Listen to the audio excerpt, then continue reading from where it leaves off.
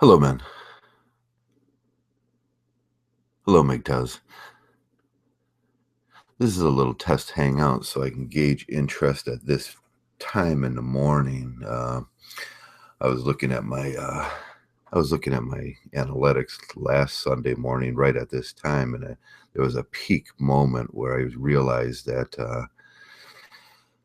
a lot of Australians, this is kind of peak time for them, and a lot of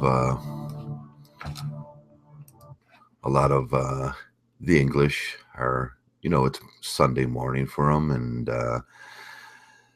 they're getting up, they're having their coffee, and they're, sort of looking for something to watch. So I wanted to sort of look and gauge this thing and see how it's working right now. We have not too many viewers, but we'll see if what happens here. And it is Easter morning, and I wanted to say happy Easter morning. I guess what my plans were this morning was sort of go with another 12-hour Mgtow chat on an Easter day that most men are probably sitting around today, and some men are sitting around, and they're not going to see their children today.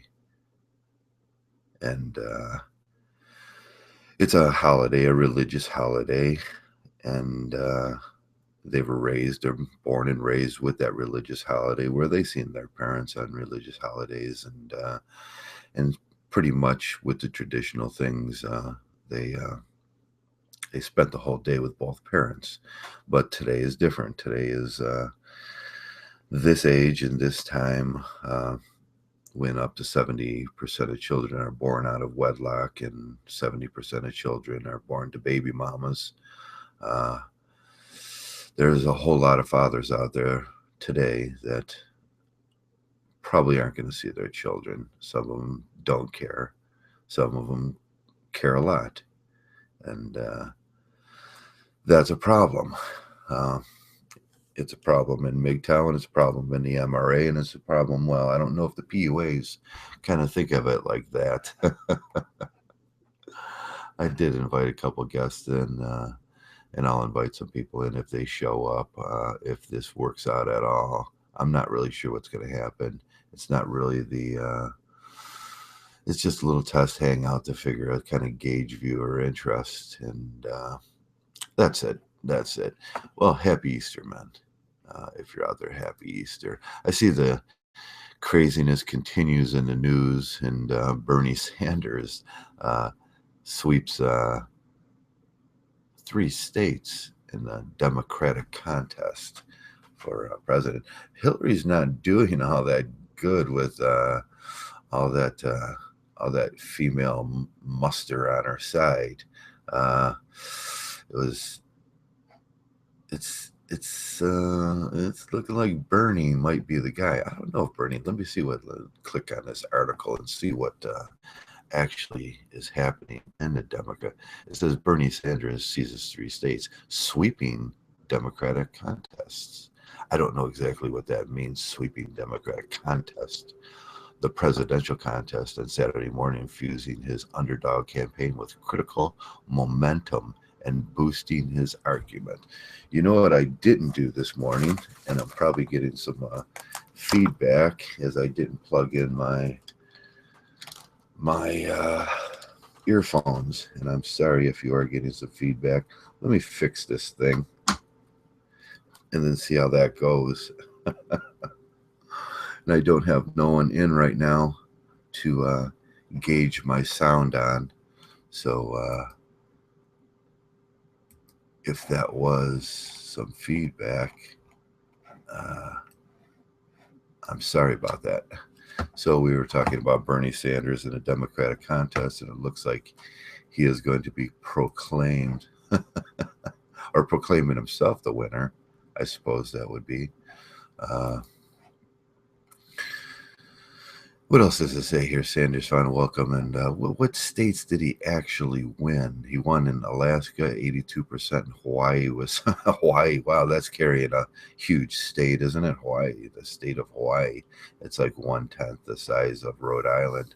I'm not sure about that. Hawaii's a lovely place to live. I think a couple of guys here actually live in Hawaii, but Washington State too. That's a big to do if you carried Washington State. Huge, they said huge voter turnout. Uh, that's pretty good. Huge voter turnout. Uh, Carrying 2,382 delegates needed to clinch national Democratic nomination. So, according to this, it's Bernie Sanders instead of Hillary Clinton. But Hillary's going to run anyways, I suppose, and carry most of the female vote just because she's a girl. She's got that special product that men don't have, and that's the legendary hole, the void of the void of nothingness. It's a hole. So that carries it there. There was some rather in Scotland, police said there's a Muslim shopkeeper that was killed because he posted a message to Christianity on Facebook. And that's kind of weird because we don't think in generally that this religious thing that we see Muslims killing Christians for. Generally, you never see Christians killing Muslims just simply for being Muslim in a Christian country. But I guess the craziness and the lunacy of the whole situation has rolled down into Western society. Now they're going to start, it'll be reverse racism now, and they're going to start killing Muslims just for making bad posts. Even if it was a bad post, I can't even say it was a bad post because I'm going to refuse to read it.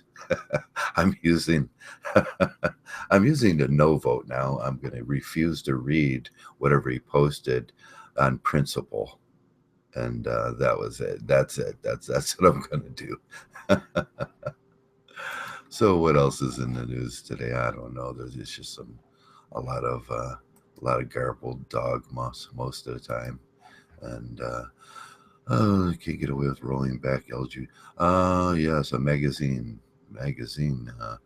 Can North Carolina get away with rolling back LBGT rights? Of course they can if they want. It's America. You can do anything you want. Latest Italian priest police arrest Algerian wanted in Belgium. They're going to just keep arresting everybody until they think they've arrested enough people for that. And the Belgium bombing. They'll just keep doing that, and they'll just arrest whoever they want. Yeah. Syrian government forces recapture of Palmyra from ISIS. Oh well, that's weird because that was a big move on ISIS's part when they captured Palmyra. Sorry about my raspy voice. I'm smoking this morning. Mexicans celebrate holiday by burning a Trump effigy. They're going to burn it down. Why would this is really weird. In Mexico, they burnt a effigy of Trump, celebrating their holiday, Easter, I suppose it is, and they're going to burn an effigy. What would it matter in Mexico if Trump was president? It would I don't really care who the Mexican president is, and what his policies is. It affects me very little, unless you want to come to the United States and so-called Trump is your perception is he's going to build that big cement wall that's 100 feet wall between America and Mexico. That's your perception. I don't think that's really going to happen. I think it's a lot of dogma, a huge amount of dogma that we get, and that's about it with Trump. I don't think he's going to do much of anything.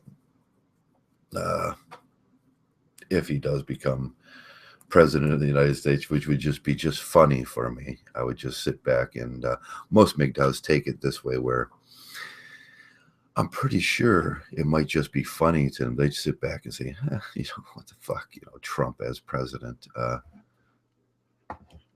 And that's the way I feel about that. Hillary Clinton would be pretty funny too. Who's in the room? Mountain sloping, you guess. The craziness speech, refuse to think on principle, not allowed to speak on here. Not allowed to speak on here. Mountains sloping. I'm really not sure what you're saying there. You guess. The craziness speech, refuse to think on principles, and that's my one viewer. So this thing didn't work out. This test, I'm doing a test hangout here, the gauge viewer interest. I seen a peak on my analytics last Sunday morning, but it doesn't seem like it's peaking now. Maybe it's something that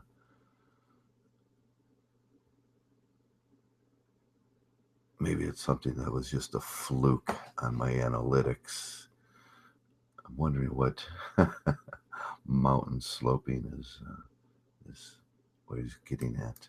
He's probably just trolling me. That's okay. That's okay. Let me see what's happening in the NFL draft is this week. Mariota here at Cowboys lineups, and Brandon Carr refuses to take a pay cut. He should refuse to take a pay cut. They just did a big article about that. It was a feminism thing. And they did she's in Cincinnati. Everybody knows there's what's her name? I can't remember her name right now. She's in charge of doing the contracts. So they did this great article on Bleacher Report, like women in football. There's this one woman in football, and her job is to settle contracts in Cincinnati, in the Cincinnati Bengals. But it's one of those gynocentric, lighter than air jobs. She happens to be Brown's, the owner of daughter that married, and this is the funny part, she married the general manager of the Cincinnati Bengals, which qualifies her to get a job as assistant secretary, vice president, in charge of handling contracts. And handling contracts is trying to get guys that are doing the job. Yes, trying to get guys that are doing the job to take less money so they can have a lighter than air job as secretary for the general manager, which is his wife, which is nepotism, which is Paul Brown's daughter, which is more nepotism. And that's how the world works in feminism. But they did this great write-up on this woman, that she was so important to the team, that she's a strong, empowered girl. And I thought the whole thing was just craziness. It was just rampant craziness, because you're seeing so many things about feminism in football that really didn't work out very well. I can't remember her name. I'll have to go look it up. But she's Paul Brown's daughter, and nepotism rules, and she's a strong, empowered girl. That was, they didn't say that in the article. What they said was how important she was in football, and how many more female jobs could they create, like these lighter than air jobs that take money from the football players. Her job is to take money from the football players and give herself a raise based on her secretarial skills.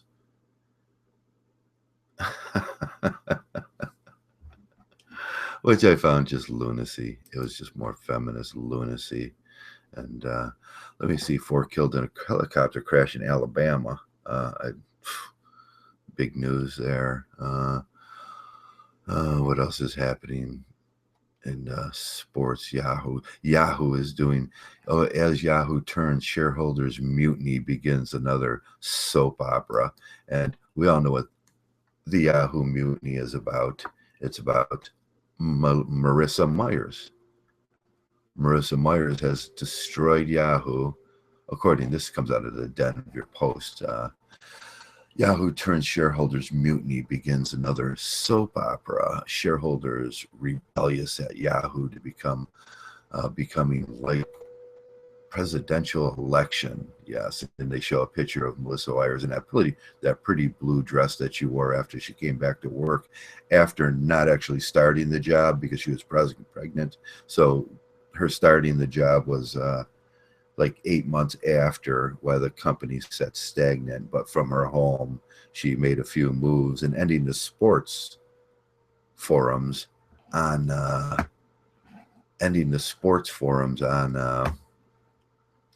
Yahoo was one of her moves.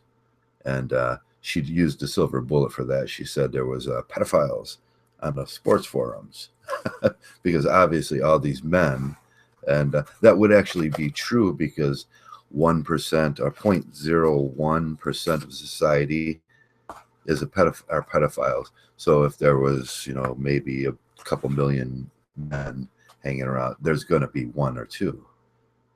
And that was her excuse. She used a silver bullet, but we all know it is just a silver bullet in an attempt to get her way from home as she was pregnant while she was starting a job. And then how many years later? 2008. Yeah, that was 2008 and 2012. Yahoo is failing terribly compared in standard to Google, and stock owners are rebelling, and stock prices are dropping, and everybody still thinks it was a great idea to have Marissa Myers because she's a strong, independent girl. Yeah. Okay, that worked out well. I've never even seen Marissa Myers speak. Have anybody of you guys ever seen Miss Marissa Myers speak? Not me. I haven't seen her speak. I see pictures of her with a headphone on all the time. And I wonder if, like, why Microsoft could back a Yahoo buyout. I was just thinking that. I was like, I wonder if Microsoft or because they have this really shitty you open your computer, you have the Microsoft apps that take you to the news, and then you go to those articles and they're like really shithole articles like Yahoo. Some of the worst writing that I've ever seen in my life is coming out of Yahoo right now, and it's like social sciences writing. What do you call that? Social egalitarianism writing coming out of Yahoo. That's all you see anymore. And the very next article, which is a paid article because it's a paid placement article, is women still earn less than men. Than research on, and that's been debunked so many times, but we have to hear this in the press and in the news weekly.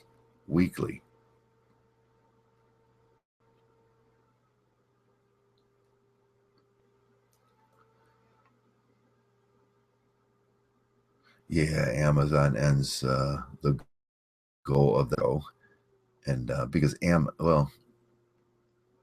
yeah, I thought that was a pretty good thing, the Echo, but they're coming out with a new one now. Google came out with a new one, and I suppose they're going to crush the Echo. But Amazon did do a good job bringing that to forefront. First, the first people with that, and you would think it would have been Google, but it wasn't Google. It was Amazon. Hi, folks. Hi, Mark. Hey, Ma. I'm doing a test hangout here for to see if you gauge viewer interest, and I had to wake up really early in the morning today, guys. It's only like 6 o'clock. Well, it's 6:22 here now on an Easter morning. Happy Easter, guys! If you're out there and you do enjoy the Easter holiday, happy Easter. Hello, Ma. Hello, Mark. G-Day.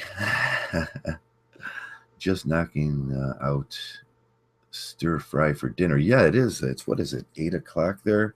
Or not, it's 6 o'clock there. Is it 12 hours?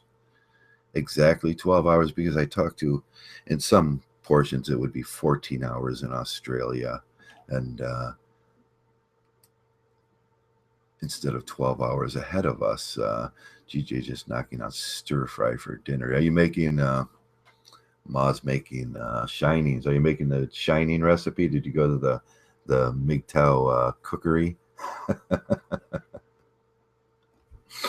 There's a lot of cooking videos. Mgtows like to cook. Men like to cook and just like to eat. And that's it. We like to eat. Usually, I don't cook. We went out to dinner last night at a Chinese restaurant, got sushi, and my buddy went fucking bizarro in the restaurant. No, he didn't go bizarre. He just they served the food in the wrong order. Everything came at once, and it set him off. And then what happened was really interesting. So the waitress, she makes the mistake of bringing our sushi at the same time as our dinner, and you don't do that. That's an appetizer before, and he looks up and he goes, "I don't want this." So the manager comes and she starts yelling at us. It's this female, little Chinese manager. She's like, "You have to order the sushi at a certain time." And we're like, "No, you just kind of know to bring your appetizer before your dinner. If you don't do this right, then it's very unpleasant." And we're at one of those little small tables. So we got all this shit piled in front of us, and there wasn't even that much in the room. So my buddy's he's just like, just take this back. And she yells at us, the customer, and then she goes in, and you can hear her screaming at the girl, the girl, that the waitress in the background, in the back, and it was so common to almost a comical situation that of satire at a Chinese restaurant. The old lady owner screaming in Chinese at the waitress, which she was a pleasant woman, I suppose. And but that was my day yesterday. So I put my head down, and then at that moment, I was like, well, we crossed that bridge, haven't we? Where either we're going to bolt and not pay, or I can't accept any more food from these people because they're going to spit in it. That was that that moment, when you have those moments when you were over that bridge already. She wants to fill my water up, and I'm like, no, don't touch my water, don't touch anything on the table, because you went over that bridge where she was screaming and she's yelling, and then she cools out, she comes back out, and she sends a group of waiters over there that take care of us, like an apology, and I was like, no, please do not touch anything. Do not bring me water. Do not bring me tea. Do not bring me anything, because this is over. And my buddy was just sitting with his head down. He's like, oh God, now this bitch set Joe off. And and really, I wasn't being set off. I just, at that moment, there's moments in life where okay, this is over. And what was once a pleasurable dining experience was depleted by the owner's mouth. Some woman that really didn't have a good concept of what was going on. And that was my day yesterday.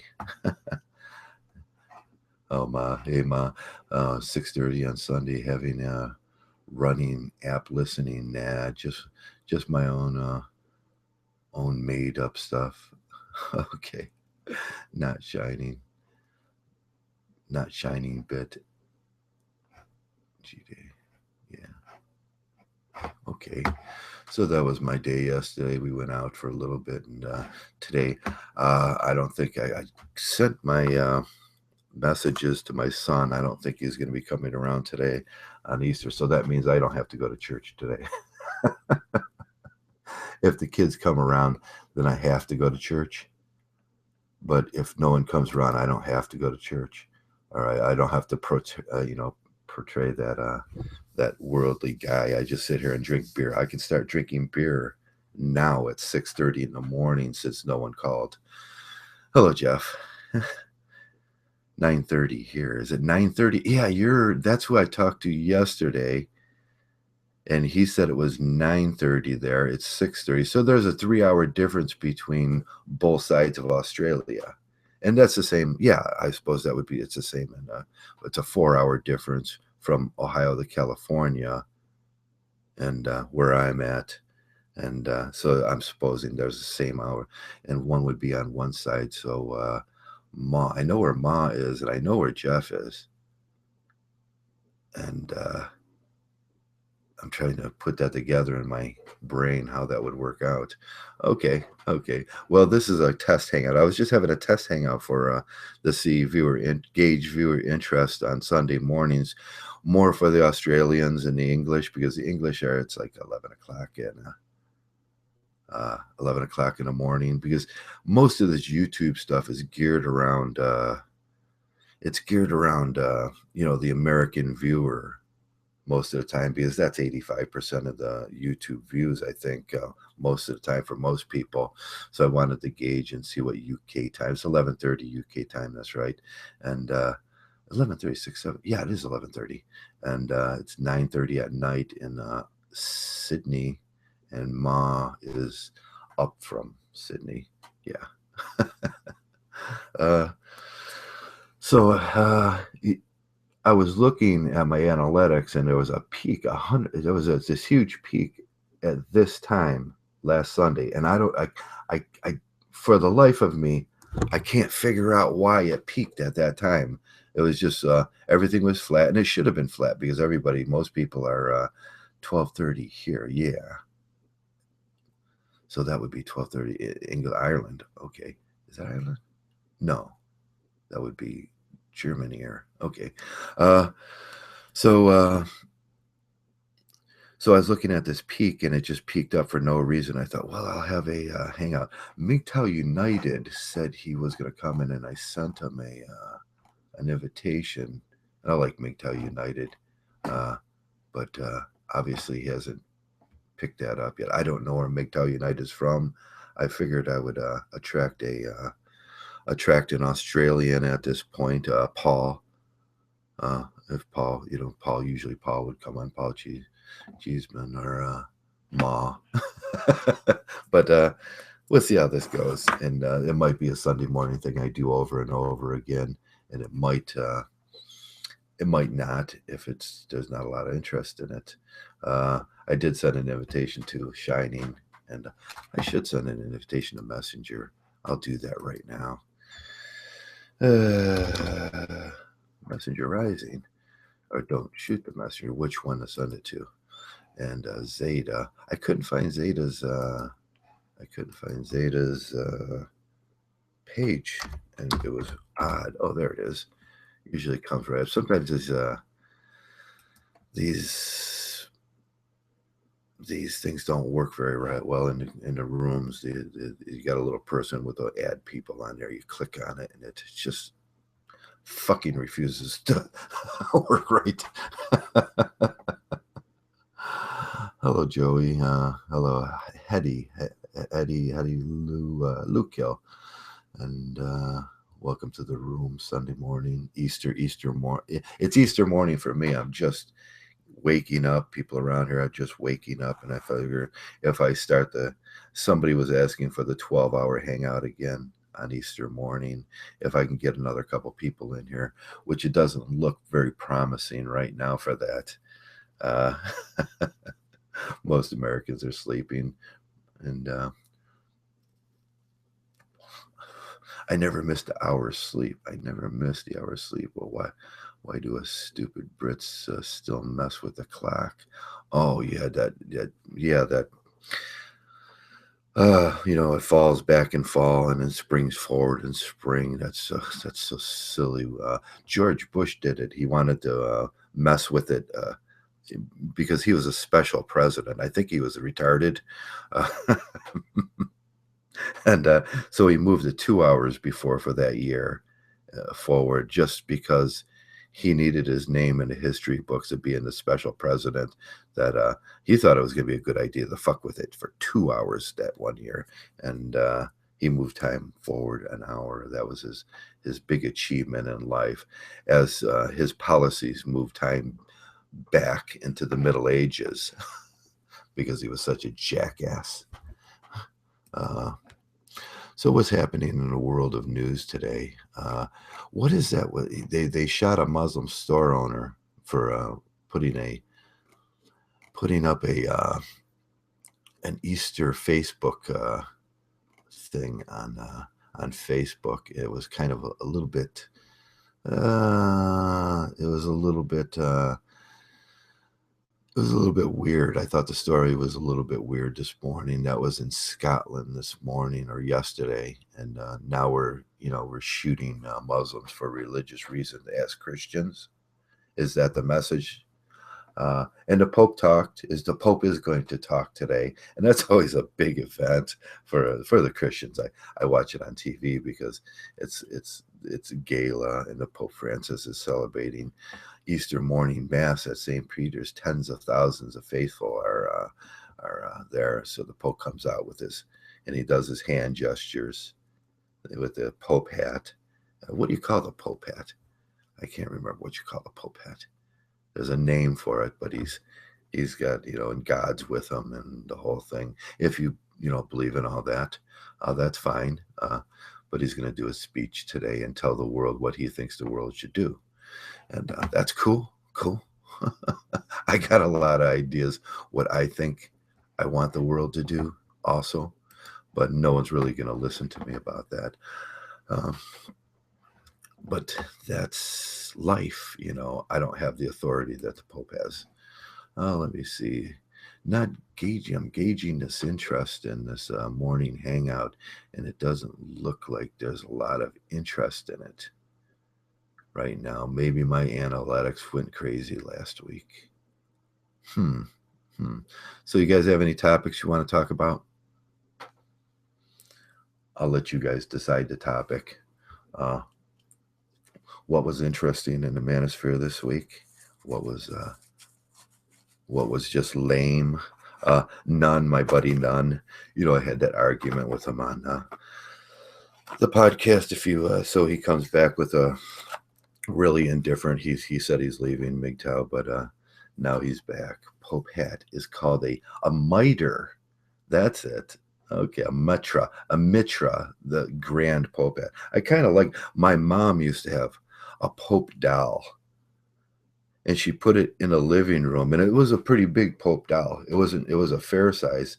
Oh yeah, suicide rates in middle-aged men. I seen that. Who did the video yesterday about suicide? Oh, Messenger did a video, and did I invite him in?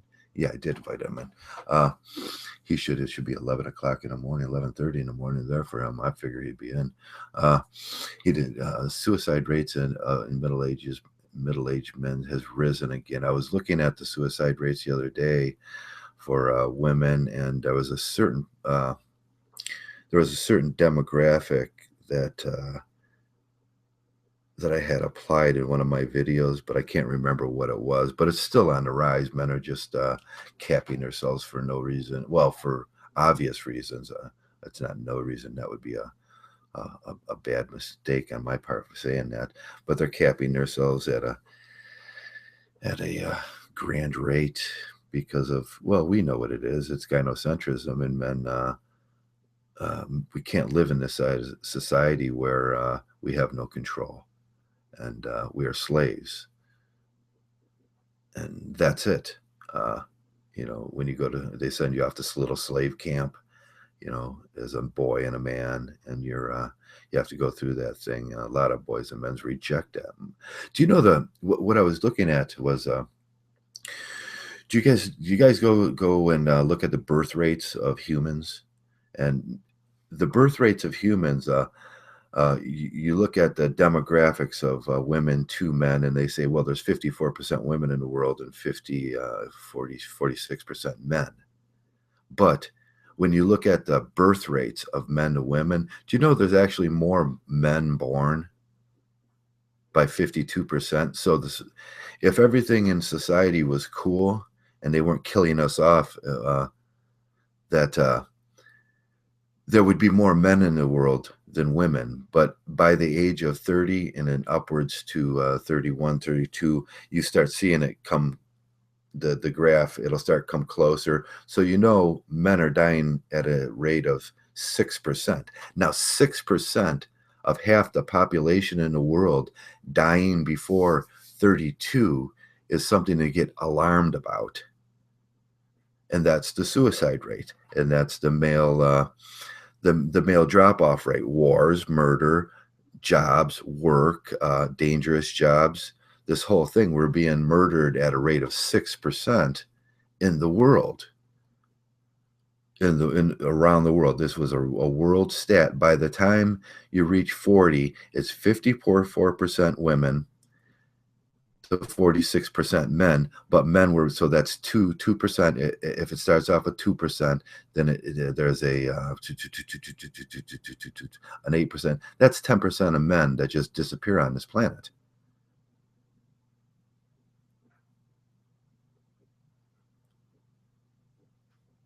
Give a little pause there. That 10% of men are going to disappear on this planet of half the population. And they say that we hear these jackasses, these jackwads come to Mgtow and say, why don't you guys care about the pretty women, and why don't you guys do everything for the pretty women? And a weird skeptic say that, why can't we pose empathy towards the women? When you see a simple statistic like that, the suicide rate and the death rate, more men are born to this world at 52%. By the time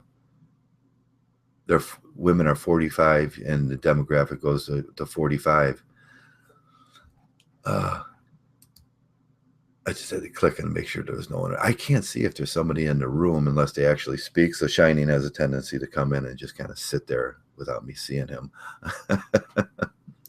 But I have to check on that once in a while. And when you think about that statistic in male suicide and the whole male death rate and the death at work rate and all that, it's appalling. But here we are, 2016, saying, why don't we care about the women? And not a single thing is ever said about men. Hello, Joe Yargon. Suicide rates in middle-aged women is an important topic for Mgtow. Seems very common. Stress, divorce. Yeah, stress, divorce, money issues.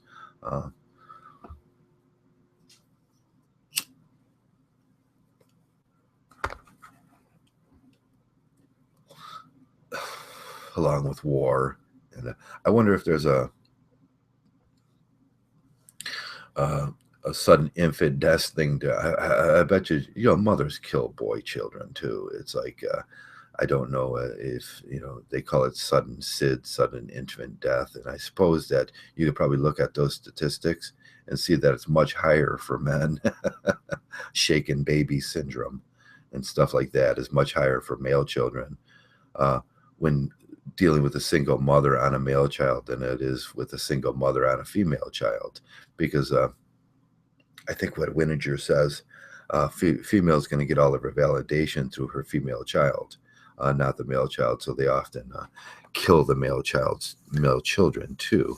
And then you can see a large beak. I would go get the statistics for you, but I just don't feel like it right now.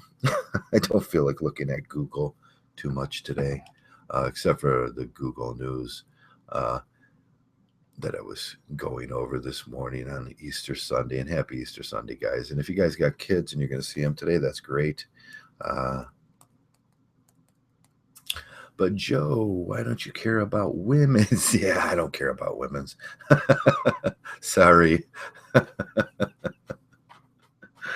I do care about women. I care that they get a job, start acting responsible. I hope they all get what they want in life and take responsibility for their lives. And I want them all to go Mgtow. I want all women to go Mgtow and stop with this silly traditional marriage thing. And I want them all to start working, find out what that thing's about, huh? And I hope they get jobs in steel mills and welding and bridge making like they say they want. That strong girl trope. with her making a muscle. Go out and get, hey, strong girl, go out and get those jobs in the steel mill. That horror, because I've worked in steel mills most of my life, and I worked in a an oil dispensary and oil work for mobile oil for almost 18 years.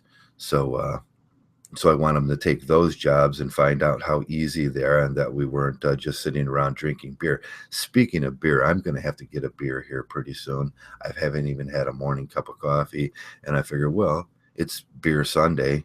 So Easter Sunday, a holiday, I'll have a beer this morning for breakfast. And there is no finer food in the morning than a beer, but I don't have nobody in to relieve me for a minute until somebody comes in here today. I'm stuck with no beer in front of me on Sunday morning. That's almost a crime. But it's not that I don't care about women. It's that I just want them to see them do what they say they're going to do. And I want them all to go Mgtow. What do you guys think about Mgtow?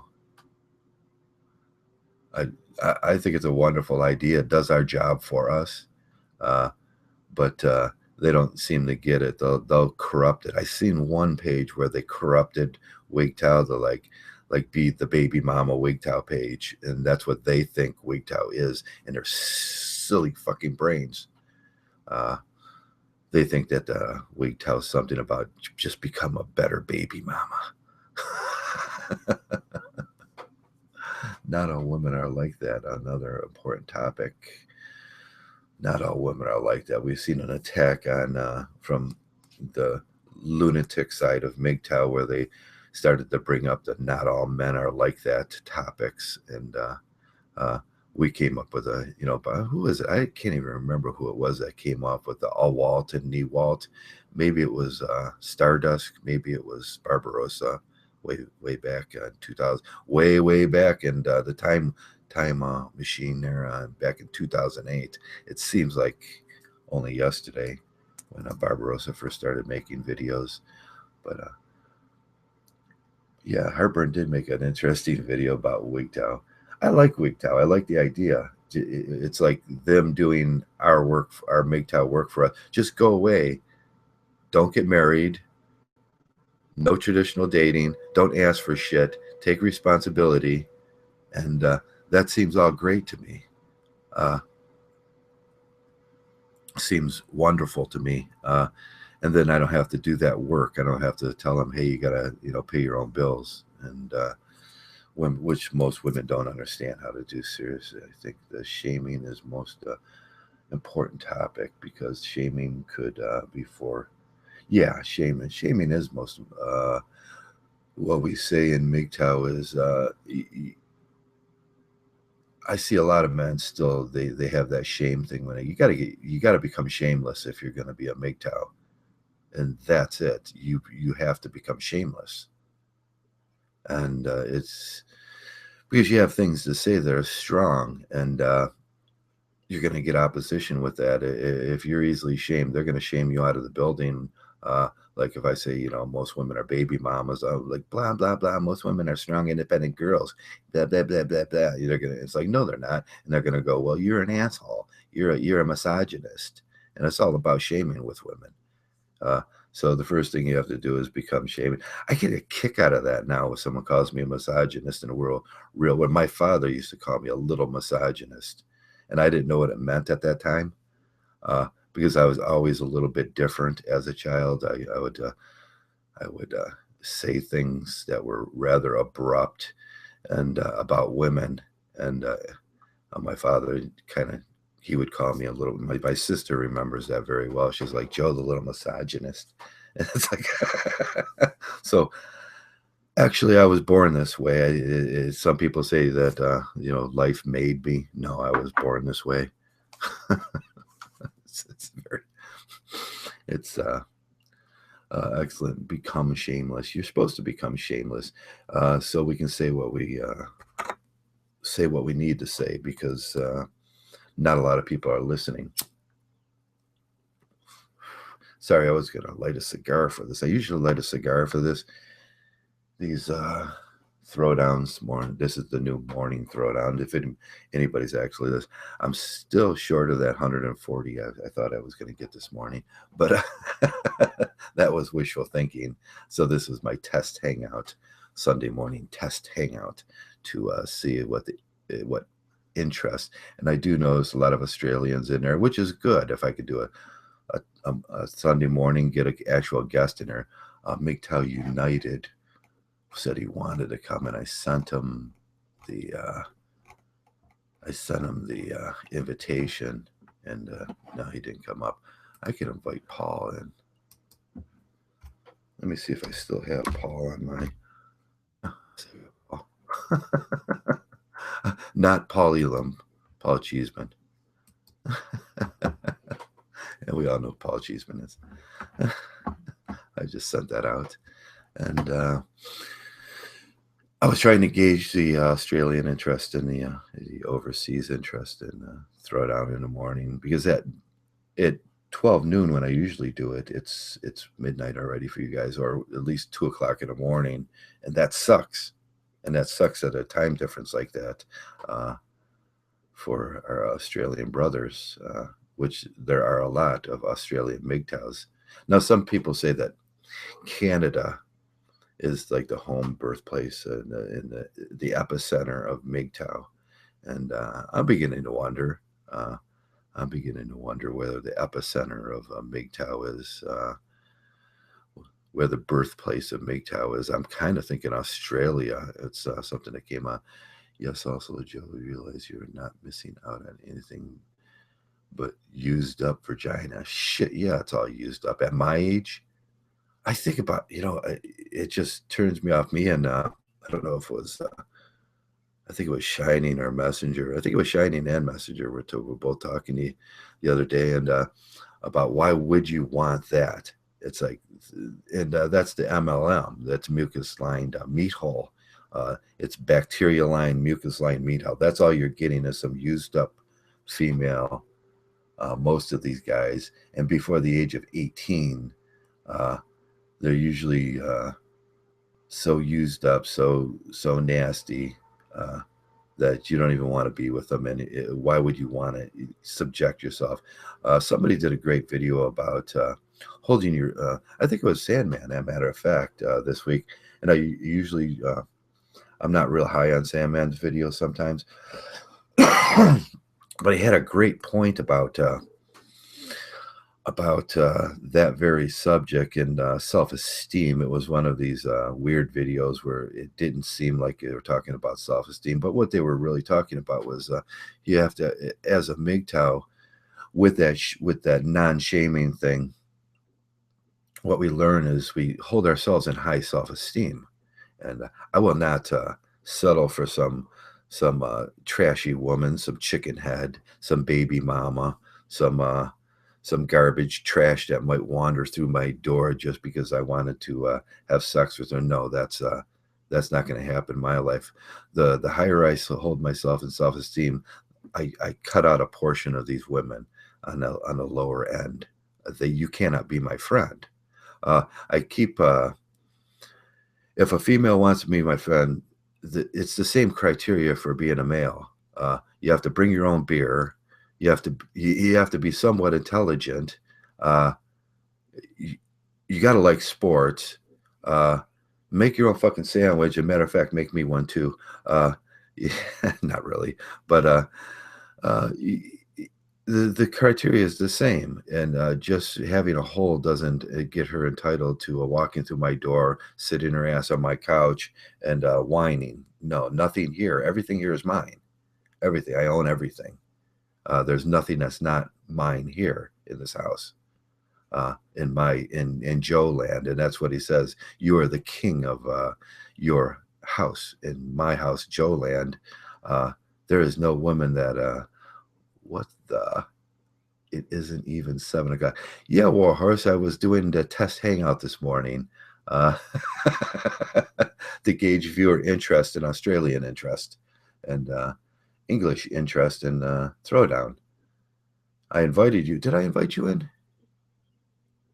Let me invite you. Let me re-invite you in if I didn't invite you in.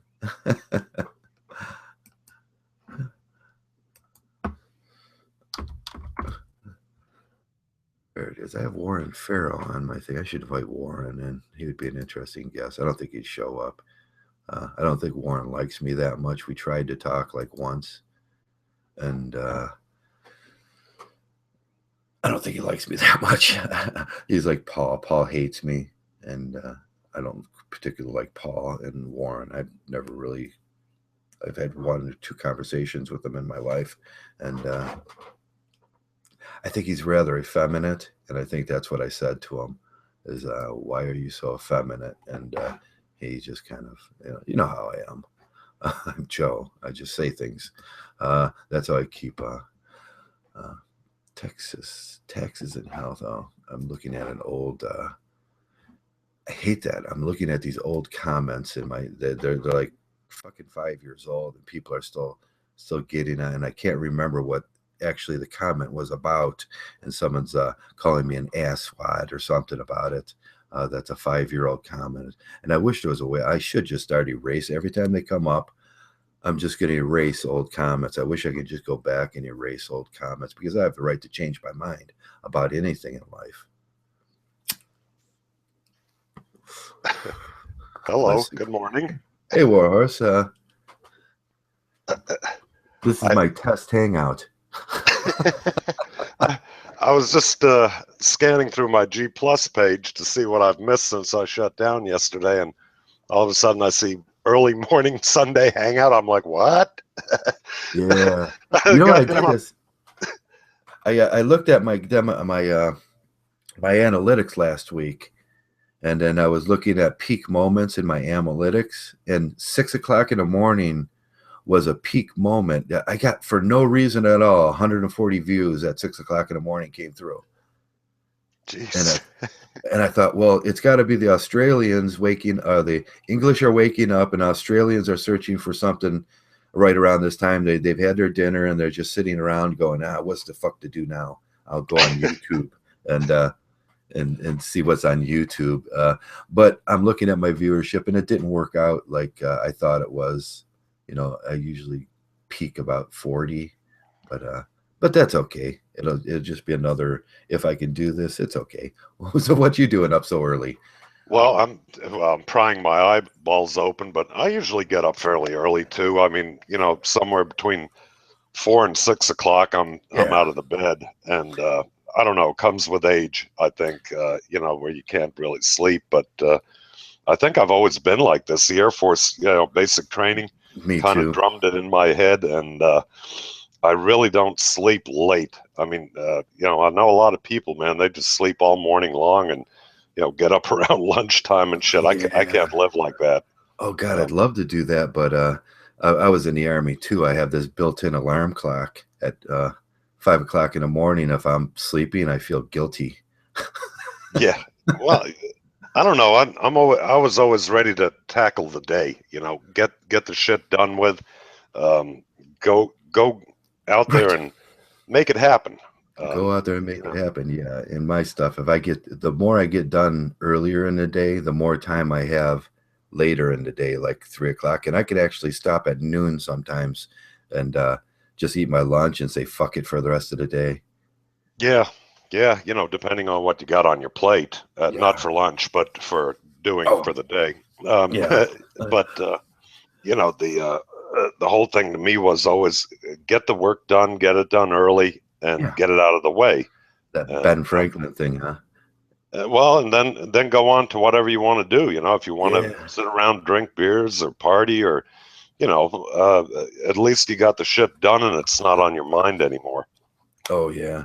You know what it was with me? I got later in my working career, I worked for the steel mill. So there was a job that came open, and the job started at midnight, and it kind of rotated from midnight to three in the morning.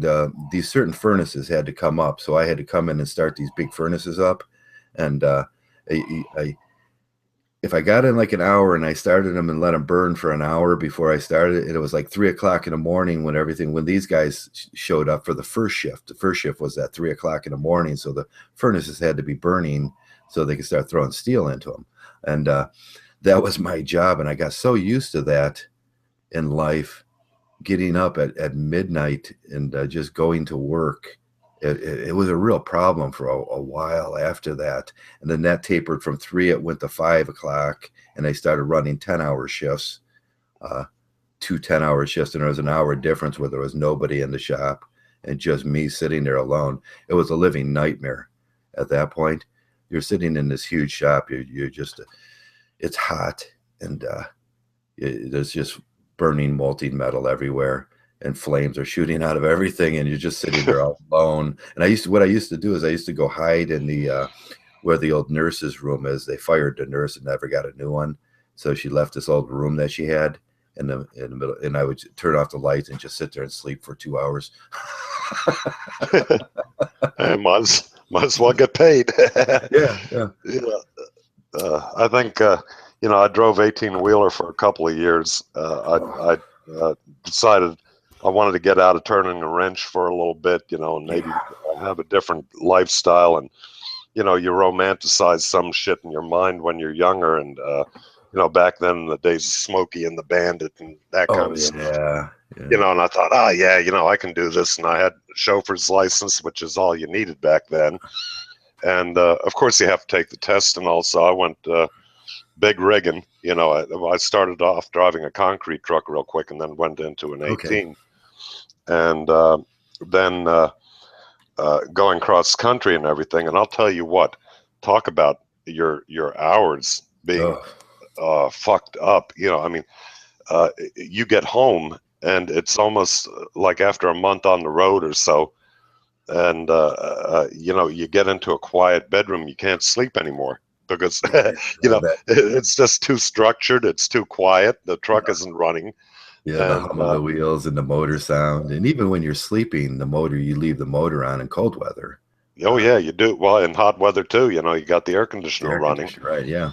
So you rarely ever shut the thing off. Plus, you don't dare go to sleep with the windows down, and even back then it was dangerous to do that. So, I only did that for a couple of years, and I went right back into wrenching because I really hated it that much because, the hours. And of course, back then, I was dating, and, every chick that I had under my wings, so to speak. That had to be hugely irritating on the dating scene, being a truck driver.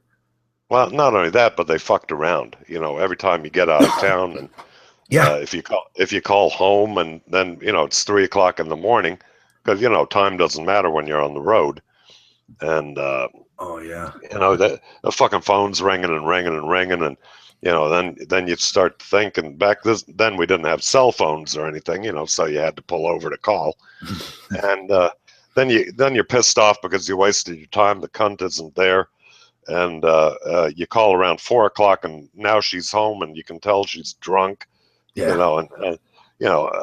Boy, I tell you what, it really tears you up. And I dumped a girl once because of that same well, it's not her sister's husband was a truck driver, and then we walked in the house one day. He's off on a run to California or something, so it's like one of those long distance runs where you stop for 2 weeks, and then I look across the table, and she's got another dude sitting there. Yep. And I was like, well, what the fuck's this all about? And my girlfriend at that point in my life, this is years ago, she's like, well, that's her friend, and she has him over when Mark is out of town. And I was like, oh, really? And then I was like, I asked her, does that bother you? Is there anything wrong with that? And she said, no, that's her decision. And I was like, the next day I dumped her, and she asked me, well, why aren't you seeing me no more? And I said, well, that's my decision. Right. Yeah. It's funny. Women will rationalize that for each other, if it's okay for her sister to do it, then it's okay for her to do it. When anytime I was going to be out of town, I know what she was going to be doing. Yeah. I always, when I first started dating my wife, my second wife, she had a girlfriend, and I knew this girl from the neighborhood that I lived in years before. And I really didn't mess around with the girl, even though she was kind of good looking, but not my type. And, I met her husband now, the girlfriend's husband, Mm-hmm. and we went out a couple times to dinner, and I enjoyed the company. He was a really good guy. I mean, like Okay. fishing, Yeah. everything. So him and I got along real well, and then one day my wife and I are talking, and you know, I kind of questioned her. I says, "Well, how did you and her get together?" And what all, and they were kind of whoring it up, before Yeah. either one of them got married. And then she tells me, well, last week, uh, her friend there, she went out with this guy and from work, and one thing led to another, and of course they fucked, and it was an accident. She It says, was an "I accident. said, an accident." I said, "How in the fuck do you fall into a pussy?" Or I says, Yeah. Did "On she a fall dick." on top of that? I mean, this isn't a motherfucking accident. I says, "Now how would you feel if I told you this about my best friend, and shit? Would you want me hanging out with a guy?" I says, "How about if somebody said that about me?"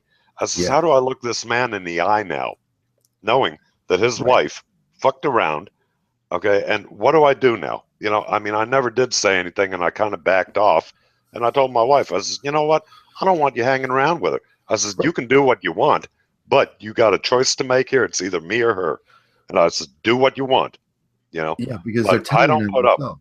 They're telling on their moral character. If she finds that appalling in her friend, then she finds that appalling in your relationship too.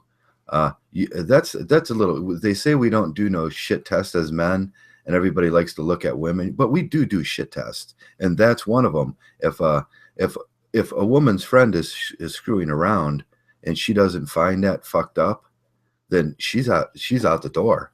Yep. That's my criteria. It's like, no, you can't hang around with me and not find that fucked up, because that's what you're going to be doing too. Yeah, if you can justify that and rationalize it for somebody else, without taking in consideration the feelings of the other person, Yeah, that how do you think this guy felt that it? Now you told me, and I wonder how many more people know it. And he's being a good husband and everything and putting it all on the line. He's being a fool. Everybody else looks at him as a fool because yeah. she's doing this to him, but he doesn't know. I mean, it's so fucked up. And It is. women, until you point that out, some of them get it. Some of them do. Some of them do. And believe me, my wife did, because if she wouldn't have, Oh, I would have never married her. yeah. But it's incredible that they can almost rationalize any type of behavior. And Right, from their girlfriends, as long as it's that gyno bond that they have. They say they're all connected, like in a way, and I've seen that. Being married, uh, you've seen it too, where like another woman that she's never talked to, she met, and all of a sudden they have this like little thing happening that like they've been talking for like 10 years. It's like that gyno bond. I don't know what it is, but it's a weird thing. But yeah, they tell on themselves their moral character, and that changes too with my wife. I thought I had the Nawalt. Hey guys, we all thought we had the Nawalt. sure. And I even have a tattoo somewhere on my body that would never show you. That's very it's a unicorn. I got it for her when I was like 22 years old, because I thought she was the Nawalt. And I'll put it up and show you guys one day. But you guys will just laugh at me forever about it. And so I'm not gonna do that. I'm always gonna. Well, look, I got a tattoo of my first wife's name on my shoulder Do too, you?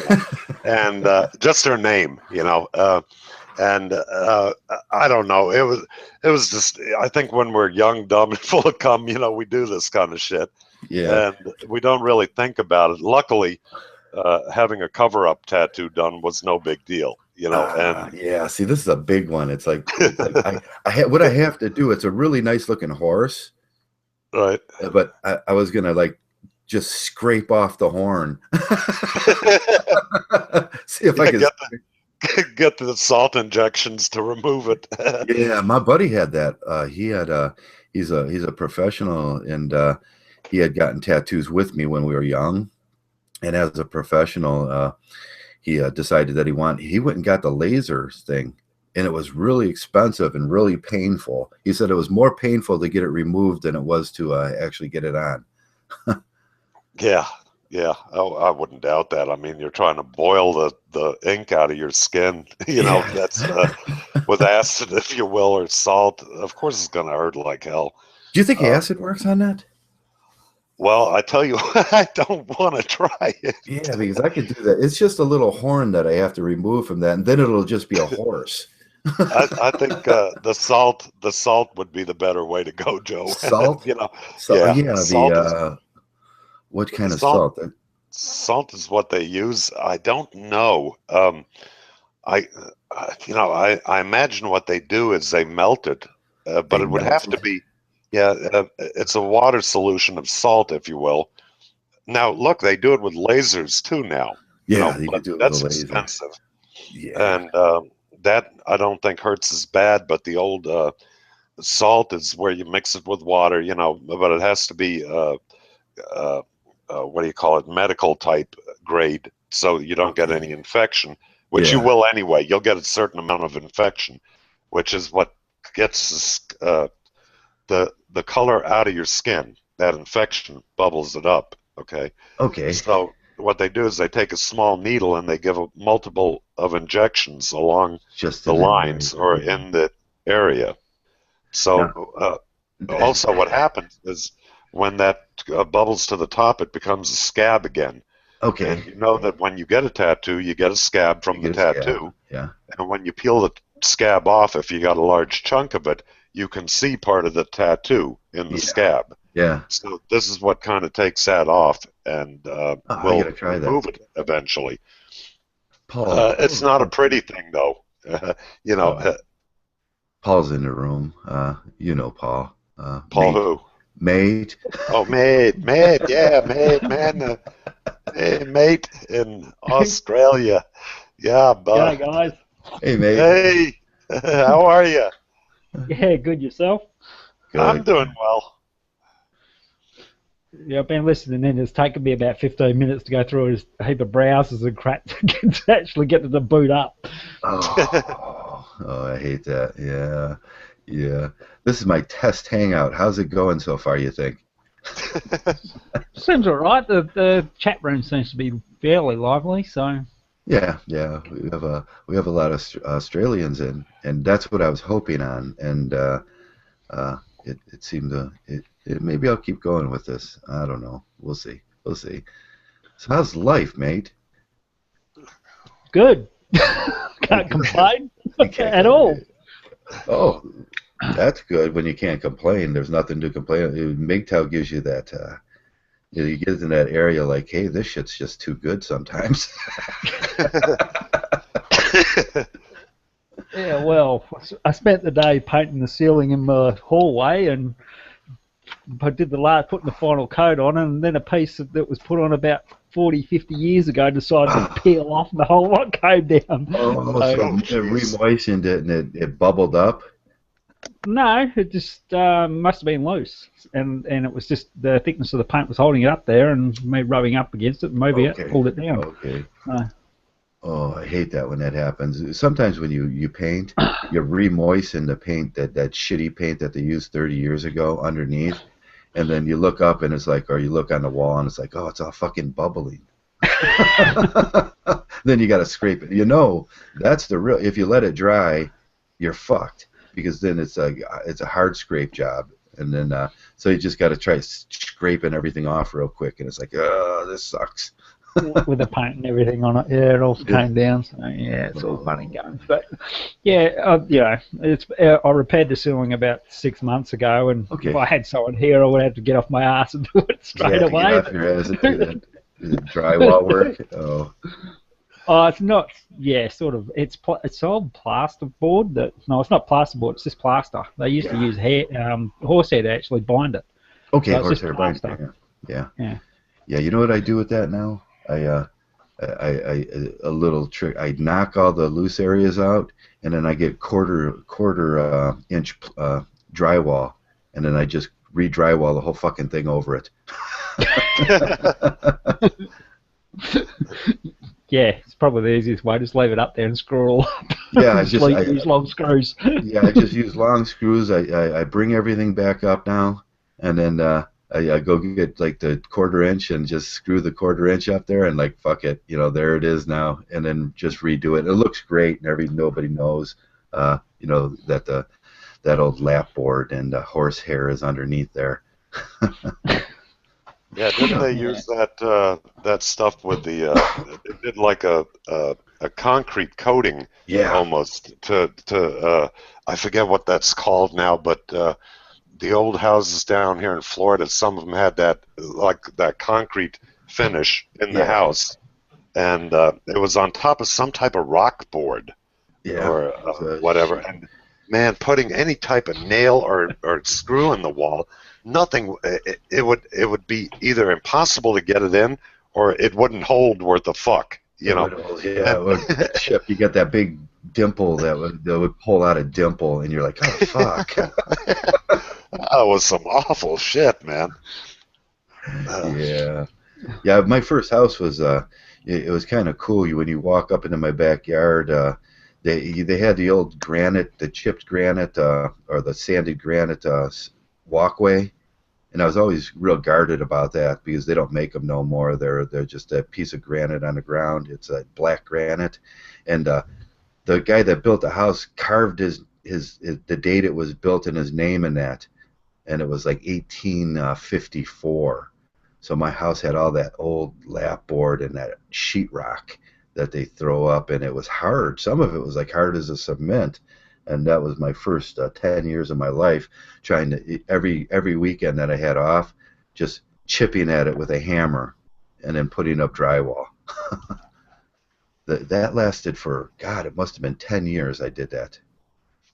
Yeah, that's not a project unless if I know you saw that little video I put up here. I was just cleaning the camera out, and I had these two things on the camera, and one of them was the house next door, Yeah, being that. torn down, and that had those concrete inner walls and everything, and even as a baseboard, somebody just took concrete and put it at like a 45-degree angle up against the wall and the floor, and that was the baseboard. I mean, pure concrete.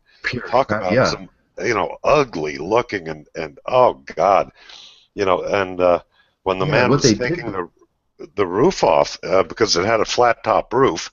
Now I'm sure this house got built somewhere in the 40s or 50s, maybe before that. I don't know, but he was taking the roof off very gingerly, and a lot of work, and it took him a couple months. He was going to put trusses up, to have a pitched roof. Okay. And he was out there and out there and out there, and I walked over and I introduced myself to him, new neighbor and all this and that. So we talked a couple times, and I looked in there, and I'm thinking, holy hell, I was still under the impression the place needed to come down. And like 6 months later, he had the crew in there, and they were just, knocking the fuck out of the walls. I heard the house shaking, my house, and I wondered what the hell's going on now. And they had the crew in there, that last wall standing. It came down after I turned the camera on. So is he rebuilding, or is he just, that's it, it's gone? No. They left the slab. They redid the plumbing. They got all the plumbing pipes now sticking, 20 feet in the air or whatever. They usually cut them off to size whenever they get ready. And then they've taken part of the slab out, which looks to be for the plumbing. And then they're going to be repouring that, and they're going to rebuild. Well, they're going to rebuild on the same footprint, which... Yeah. It's kind of crazy because the property is so big over there that he could make a nice little mansion. But then again, the county here getting permits and shit is a real bear. They are assholes. I'll bet you. I'll bet you. I seen the house way in the background. That's a big house. What, where the one was torn down? No, way like over in the trees. There would seem to be a very large structure. Yeah. Well, that's a garage over there. Oh, okay. That's a two-car garage that's separate from the house itself. Now, to the back of me, I might have caught that. There's a two-story There's a two-story. Or actually, it looks like a two-story. It's not. It's one of those big vaulted ceiling, you know, houses that have the real tall roof, and it makes it look like a two-story. In other words, it's a rich man's waste of money house in Florida because you're air conditioning all that fucking space going up that nobody's living in. You know, I mean, it's just bullshit. It makes it look like a giant hall, but hey, you know, let people do what they want. I don't care. Yeah, they have a grand hall. You know, I've never seen that idea. My buddy put a walk-in grand hall where he had the steps going up, but he's very rich, and I thought, well, what a useless waste of like space. Now I did when I was younger, my buddy dated this girl, and he was the president of her father was the president of Macy's in the Cleveland. Macy's was coming out of Cleveland at that time, and she got all drunk one night, and she was a real whore, and she used to fuck everybody, and we drove her home this one day. And she's like, drive me home, I'll get dressed, and then we'll go back out and start drinking again. It was weekend. And she was a lot of fun to be around because she was a real whore. And and you would never think a tramp like that. You walk into her house, and they had the two steps that went up the southern steps. And in the middle of the fucking house, they had a tree. And this tree was like 40 feet high. Right. It was like, I was like, holy fuck. And then she told me who her dad was, and he owns the 80-floor building downtown in Cleveland. You know, it's a huge building, and that used to be the old Macy's building. And so rich, you know, even rich people have slutty daughters, I suppose. Oh yeah, well look at Paris Hilton. Yeah. I mean, you know what? Find a bigger slut. You know what happened? We walked in and we had mud on our shoes, and there was a white carpet, and my buddy walked right through that fucking white carpet, and the maid was there like instantly, just looking at us like we were fucking dogs. And oh yeah. And she was spraying with the spray bottle and cleaning every mark that he had made, and I was like, Russ, take your fucking shoes off, you asshole! You're in here. Was that a live tree? In the It was a live tree that they had. They had a glass ceiling and a what do you call it? An arboreum with two steps that went up to an atrium. Yeah, right. The grand room, and then this 40. You could put your hand around. You know, you could measure it. It was probably 40 years old or so. You know, right. So they built a house around the tree, I suppose, because the house was new, and that's what they had, and it was rather beautiful. And they had lights going on it, and they had the glass ceiling at the top, and the water. There was one of those, you know, where the water flows through and everything, and you were like, Jesus, you know, this, you know, a quarter of this is, you know, worth my house. You know, it's like. Oh yeah. Well, I got a friend here. Well, we're good acquaintances and kind of friends. It's a German family. He's got quite a bit of money. He owns construction companies or. Like architectural companies in South Africa and Germany, and I think he might have some investments here too. But he's got this huge log cabin. I mean, when you say log cabin, you have a picture of something, but this is a mansion of a log cabin. Some of them get huge. And inside of it are all cypress trunks. Yeah. Cypress trunk roots, you know, the whole root in a trunk, and these are like pillars. They're all cleaned up, and they're clear coated, and they're huge. I mean, just fucking huge. You know, they've got to be like you know, 6-7 foot diameter trunks or bigger, and these are pillars going up in the middle of this like living area. You know, with dining room and everything else. You walk in there, and I mean, your jaw just drops out of your face. You know, it's like, holy fuck, you know, you don't expect that type of massive. Absolutely beautiful. Oh, God, you know, just thinking about how they got them in there, and then to make them look like that, and, you know, and they were real. I mean, it wasn't some kind of phony shit made of concrete. They were real. You know how they got them in there? Manpower.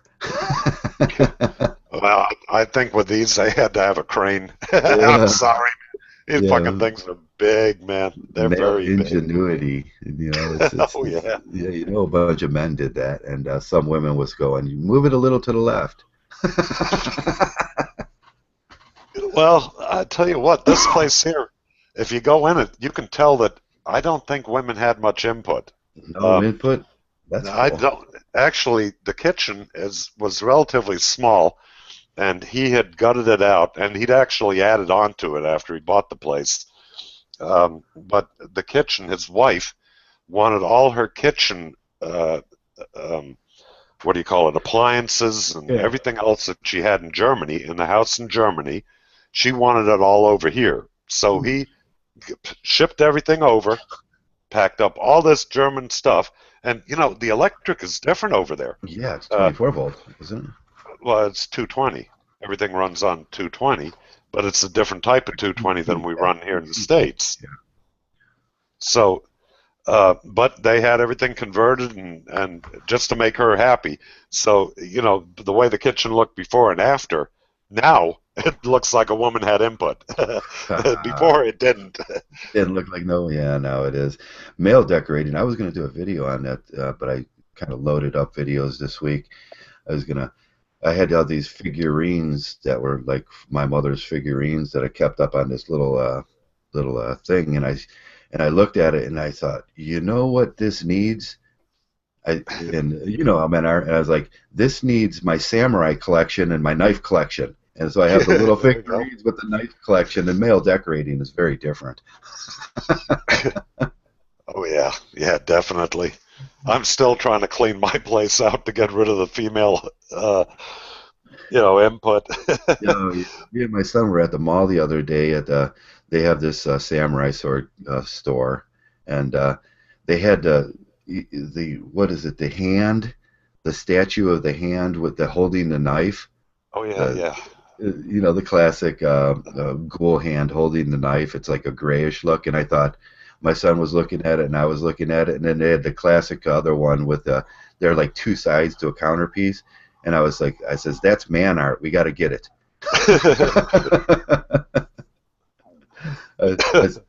We'll take the flowers off of the thing above the TV, and then that's where they're going to go. And it'll be like a ghoulish hand holding a knife, and that's going to be my new decorating scheme. Back when I did a lot of engines and everything else, I had an excess of big block Ford engines around, and one day I told my wife, I says, you know what? I says, if I take this engine block, and clean it up and everything else, and then paint it and everything, we could put a glass tabletop on it for a living room table. Yeah. Needless to say, the looks I got, and I gave up on it. And I always thought, that'd be pretty cool. And then I saw somebody do it. Yeah. Somebody took a Harley engine, or actually two Harley engines, and mounted them on a pedestal, and then put that glass top over top of them as a coffee table. Yeah. And man, I tell you what, that is some cool shit. But it'd never fly with a woman in the house. No. That would look really cool if you had like a nice couch. I have a leather porn couch, and if you took like two small engines, like I don't know, and put them on both sides and then put the glass, that would look really cool. That would be some man shit decorating. Now, I've seen like someone had a Cleveland engine once, a Cleveland 351, all painted up nice. They used to do it in the blue and the red. Right. And someone had one displayed in their house. Hey, I got to plug in the camera here, see if it works. Everybody's bitching about my beard. Yes, you got a great-looking beard now. How long did that take? Mine's kind of scruffy now, too. Well, no, it took a season, I mean, it's just... you hold shaved. on here. You trimmed it. Where am I here? I need to... Yeah, okay. Can you see? I mean... let me turn the light on. Yeah, you trimmed the beard. I just trimmed it off, man. It's summertime in Florida. The long beard just doesn't. I mean, you sweat your fucking ass off, and you can't leave it up. It's just too much. If I sat around inside the air conditioning all day, it'd be all right. But goddamn, I got, yard work to do, shit like that, and uh, so yeah, Yeah. Yeah. it I was had to gonna. come off. And I I was do gonna. that every year, Joe. I do it Do every you year. have your? Yeah, I do Yeah. mine every year once. I was gonna leave it this year, and I don't know. You get to that point where okay, I'll leave it, then it starts itching, and you're like, in the summer, and it's like, oh God, and then but winter comes around again, and you're like, I wish I had that beard back if I trim it down. Right. Well, look, when I ride, if I'm on the motorcycle during the cooler months, and we do get cold here, and, I'm Yeah. closer to northern Florida, so the beard really does keep everything warmer. And that's the Oh, reason heck yeah. I grow it and for warmth. But it doesn't take my beard very long to grow. Oh So yeah, yours that's grows real the, fast. you know, Yeah. um, uh, and look, I have buddies that ride too, and they do it for the same reason, but they shave. I mean, they completely shave. And Ah, I always laugh at them, and I got to point at them and say, you look like a pussy. you look like a girl. Yeah. After that fucking whole thing is gone. But I don't really shave mine. I just knock it No, down. I never shave. I knock it down to about a quarter inch, where it's just Yeah, like you forego that actually putting a razor up against your face bullshit, because right. that's some gynocentric bullshit there. Uh, I'll never put another razor up against my face just because I know they hate it. You know, it's like God. But Yeah, that yeah. testosterone, I was taking that testosterone last year, around September to December, and it kind of fucked my beard up a little bit. Huh. I don't know what That's that was. weird. It was about my beard like thinned out. You would think testosterone would give you that secondary sex characteristic where it'd get all full, but it had Well, like actually, don't they say that balding men have a lot more testosterone yeah, yeah. So I than? noticed like it stopped growing like from the top down a little bit, and I was like, oh well, my beard is really thin now compared to usual after that. So I guess like well, younger boys don't have like huge beards like us old guys do. Uh, so testosterone is like it causes hair loss, and I experienced that. But it finally got back to now I don't want to shave it off again because it finally got back to fluffy. Yeah, I'm kind of lazy when it comes to that shaving thing, and I don't see the need for it anymore because, well, I don't have to go to work. I don't, Yeah. and I think I only shaved like two or three times in my life were completely shaved off, and that was the military. Yeah. Uh, when I went to jail, um, you want to look good in court. And I think when I opened up my own business, I gave it a shot, thinking, well, Uh, maybe if I cleaned up a little bit more, it would help. People But would it didn't, so I it grew it didn't. Yeah. back. Oh, when you walk into like an auto shop, I think you almost expect to see a grizzly guy with a beard. Well, now I was the owner, so Yeah. it's, um, but I think that was one of the few times I cut my hair because I had hair down to my belt line for most of my life. Oh, me I was too. a long hair, and you know, after a while it got tiring putting all the hair ties in it to keep it together, and I was losing it all on top. So I started looking like those old wannabe hippies back in the Oh, you '60s. had the Gallagher look going. Yeah, yeah, I got that, and I looked in the mirror and I says, "Man, I used to laugh at Oh, fuckers like me." yeah, And yeah, with the I, with the I said, mullet in the back. I Yeah. said, enough of this shit, man. And I just went to the barber shop. I says, use a 1.5 gauge and take it off. They looked at me like, "No, you're kidding." I said, "Nope, Yeah. take it off, man." And I I've kept it lost that way for years now. I lost my ponytail in 2000. After the army, I just started growing my hair, and it was pretty much most of the way down my back, and I just put it in a ponytail and just cut it at the end. And when I went into the steel mill after Mobile Oil, I was working on a furnace that was shooting out slag, and it's slag dust and slag, and I didn't realize that it was like it was it was red hot, and it was clinging to my hair. Oh yeah. And my head was pretty close to the flames, anyways, and I had got all my hair burnt off. So that's like from like 1989 to I grew it to like 2004, and then it got burnt off. I was so saddened that day. That was the first haircut I had actually gotten all that time. And you know what a creeper is, right? What you lay down on to get under a car with the wheels on it. Yeah. My tail used to get caught in the wheels, and let me tell you, that is some painful shit. Because once it gets tangled up in there, you just got to get off of the goddamn thing and then drag it with your hair out from under the car, and then try to get somebody to get your hair out of this shit. Yeah. You know, you got to put your hat on. That was always a rule in our shop. You put your hat on if you had long hair, because I seen a guy actually get it was a really weird upstairs in the old it used to be an old steam shop, and the old steam shop was for bending wood for and then they had the old you ever see the old donkey trestles where the donkeys would go in a circle, and they would turn the big beam, the center beam, in a shop, and then upstairs it goes to this belting system where it turns. Well, they converted that. It was a really cool system because the shop was really, really old. It was built in like 1860, and the first power tools were donkeys, and so we had that old system that they had converted with these big long belts, and they were drilling holes in this wood for pony plows, and they were making pony plows for the Amish, and then we'd forge out the plows, and then we did all the specialty plow work.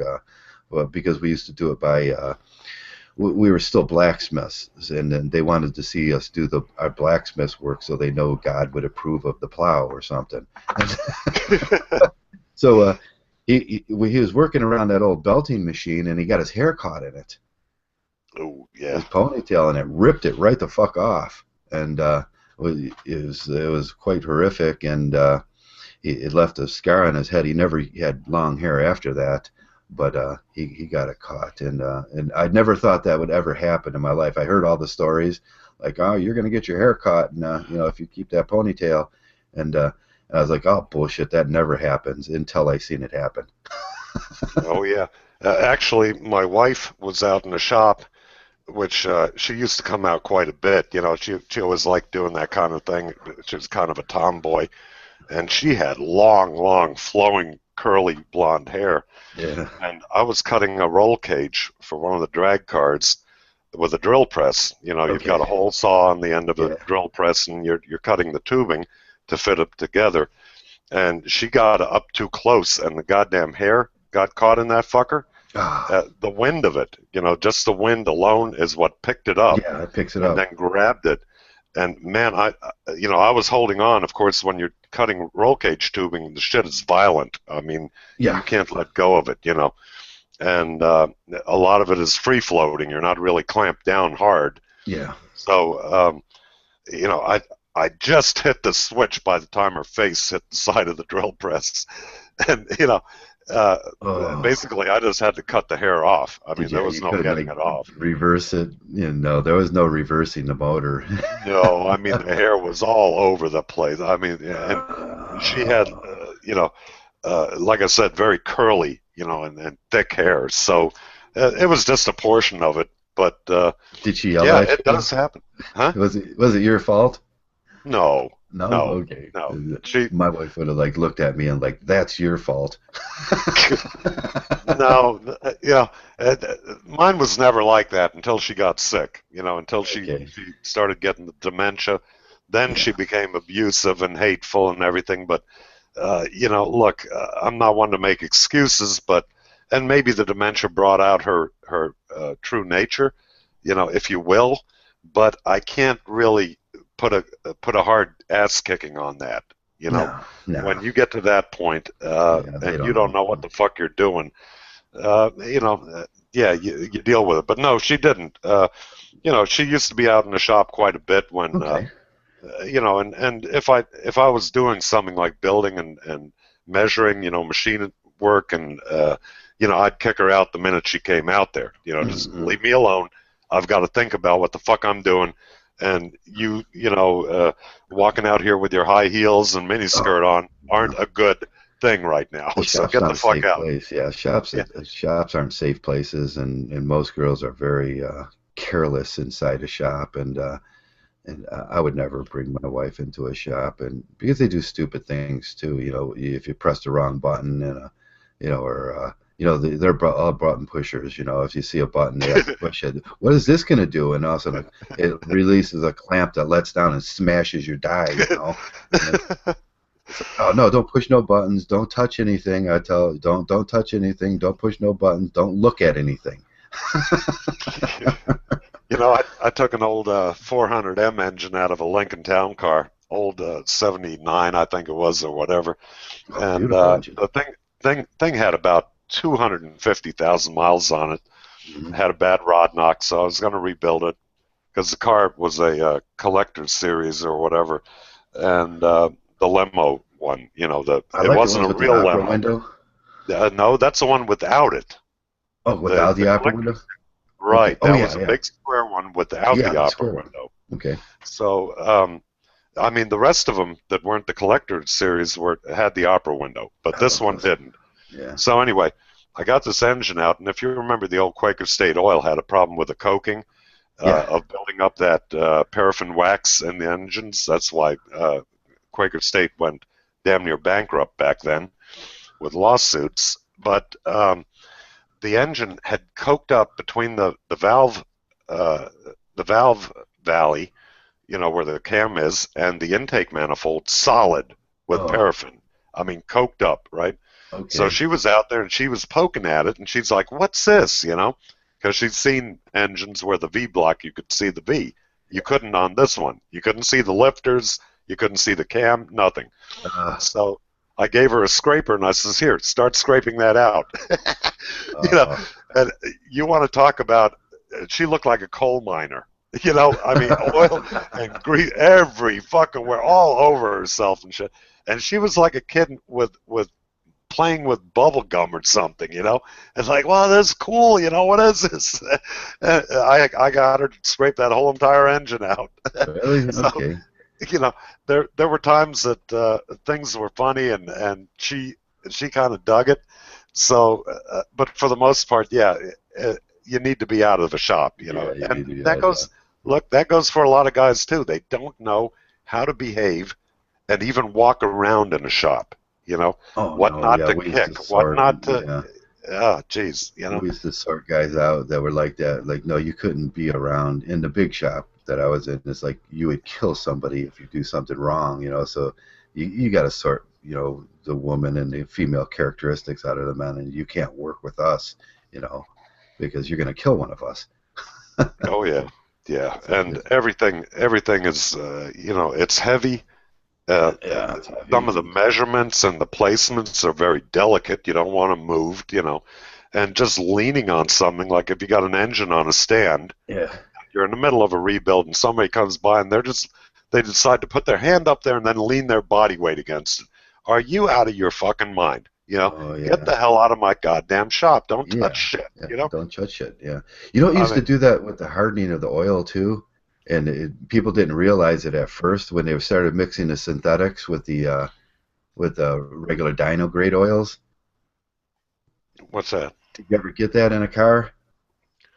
When if someone would he was going to change his oil, so he went and bought synthetic grade oil, and he thought he could just mix that with the dyno grade that was in there, and then he put 3-4 quarts of that in there, and then all of a sudden it hardens up like wax almost inside the engine. It is, because the early natural oils were brought up to spec with paraffin wax. Yeah. It's a candle wax, basically. Paraffin, And paraffin is an excellent lubricator. Yeah. Unfortunately, it does separate. Yeah, it's a wax, so it separates from everything else. Yeah. That's why mixing oils, or even leaving them in for a long period of time, the paraffin would separate and would build up in areas, wherever there's roughness. So this is why, Quaker State, I think, had so many lawsuits for engine failure that were full of oil, but because of that paraffin buildup, the pump couldn't even pick it up anymore. It just clogged up the pickup, Right, yeah. So for years I worked for Mobil Oil, so I kind of know oils. That was my specialty in life coming out of the Army. I was an oil and lubrication specialist. And, right. That's how I got well, my then job. you know about paraffin then, And matter of fact, if you ever get a rusty bolt or thread stuck in something, heat it up with a torch and then start holding some paraffin, like candle wax that's made of paraffin. Let it soak that hot wax in there, and you'll get that bastard right out. I mean, it'll release the threads in a heartbeat.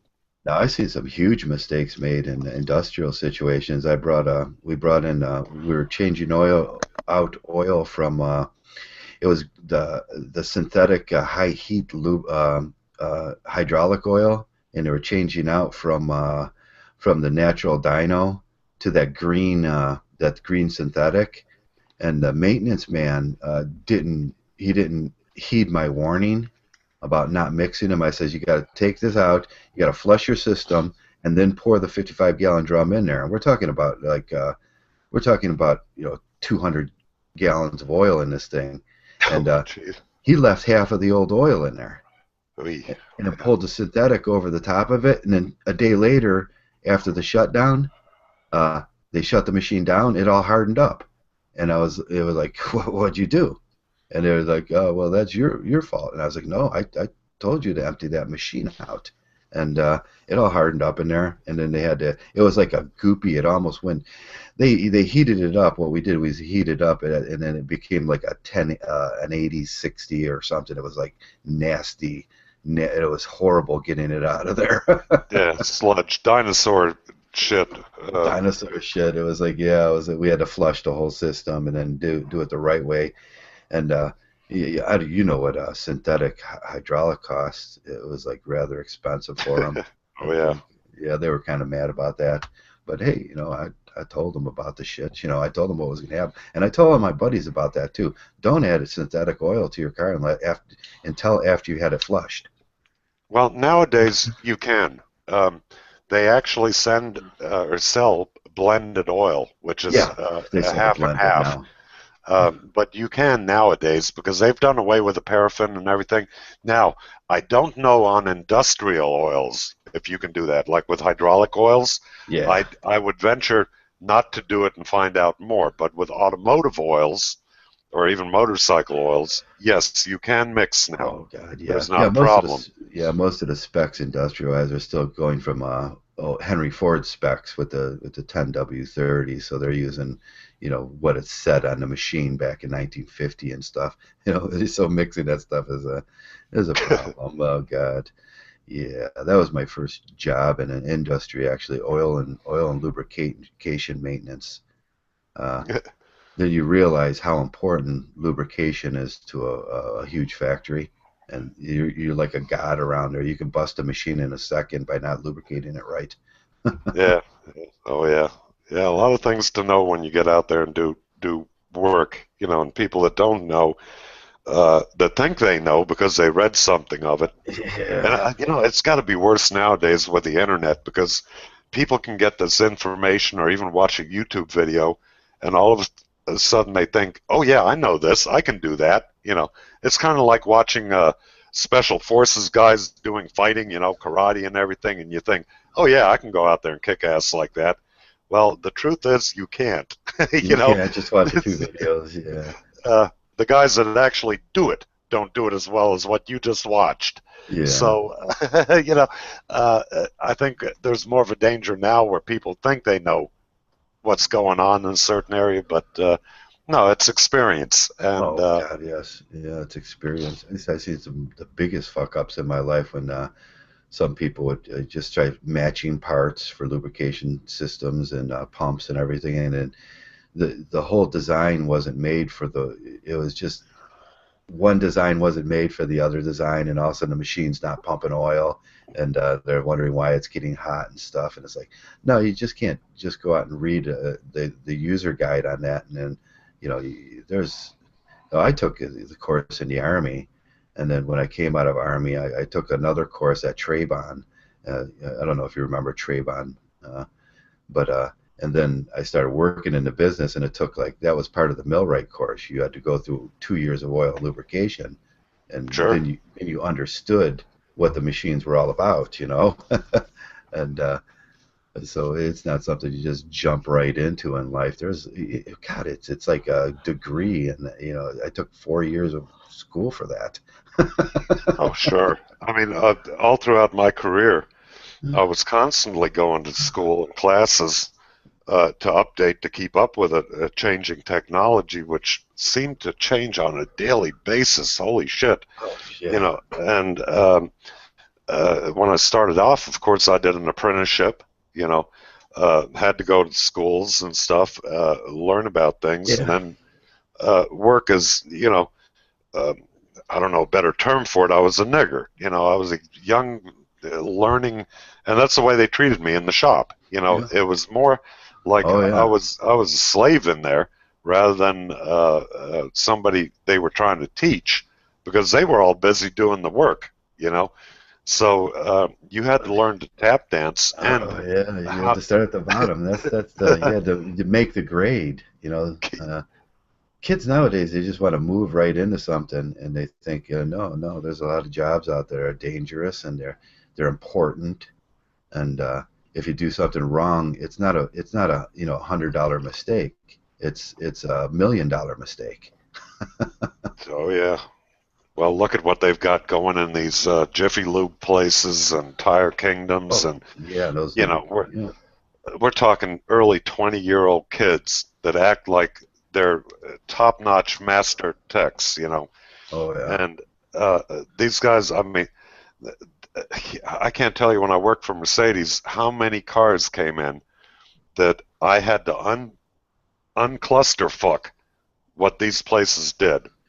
And the customers, being that they had the money to buy, $80,000 to $150,000 cars, starting price of Mercedes back then, and they would take these people to task.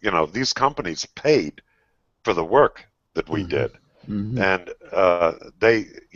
there was a couple times where a manager from one of the places came over. I forget who it was. It was one of these Pep Boy or Tire Kingdom, I don't know, joints, and tried to argue with us. Talk about laughing him out of the fucking place. I mean, this guy, I wouldn't let him put a windshield wiper blade on my car. That's about as much as he knew.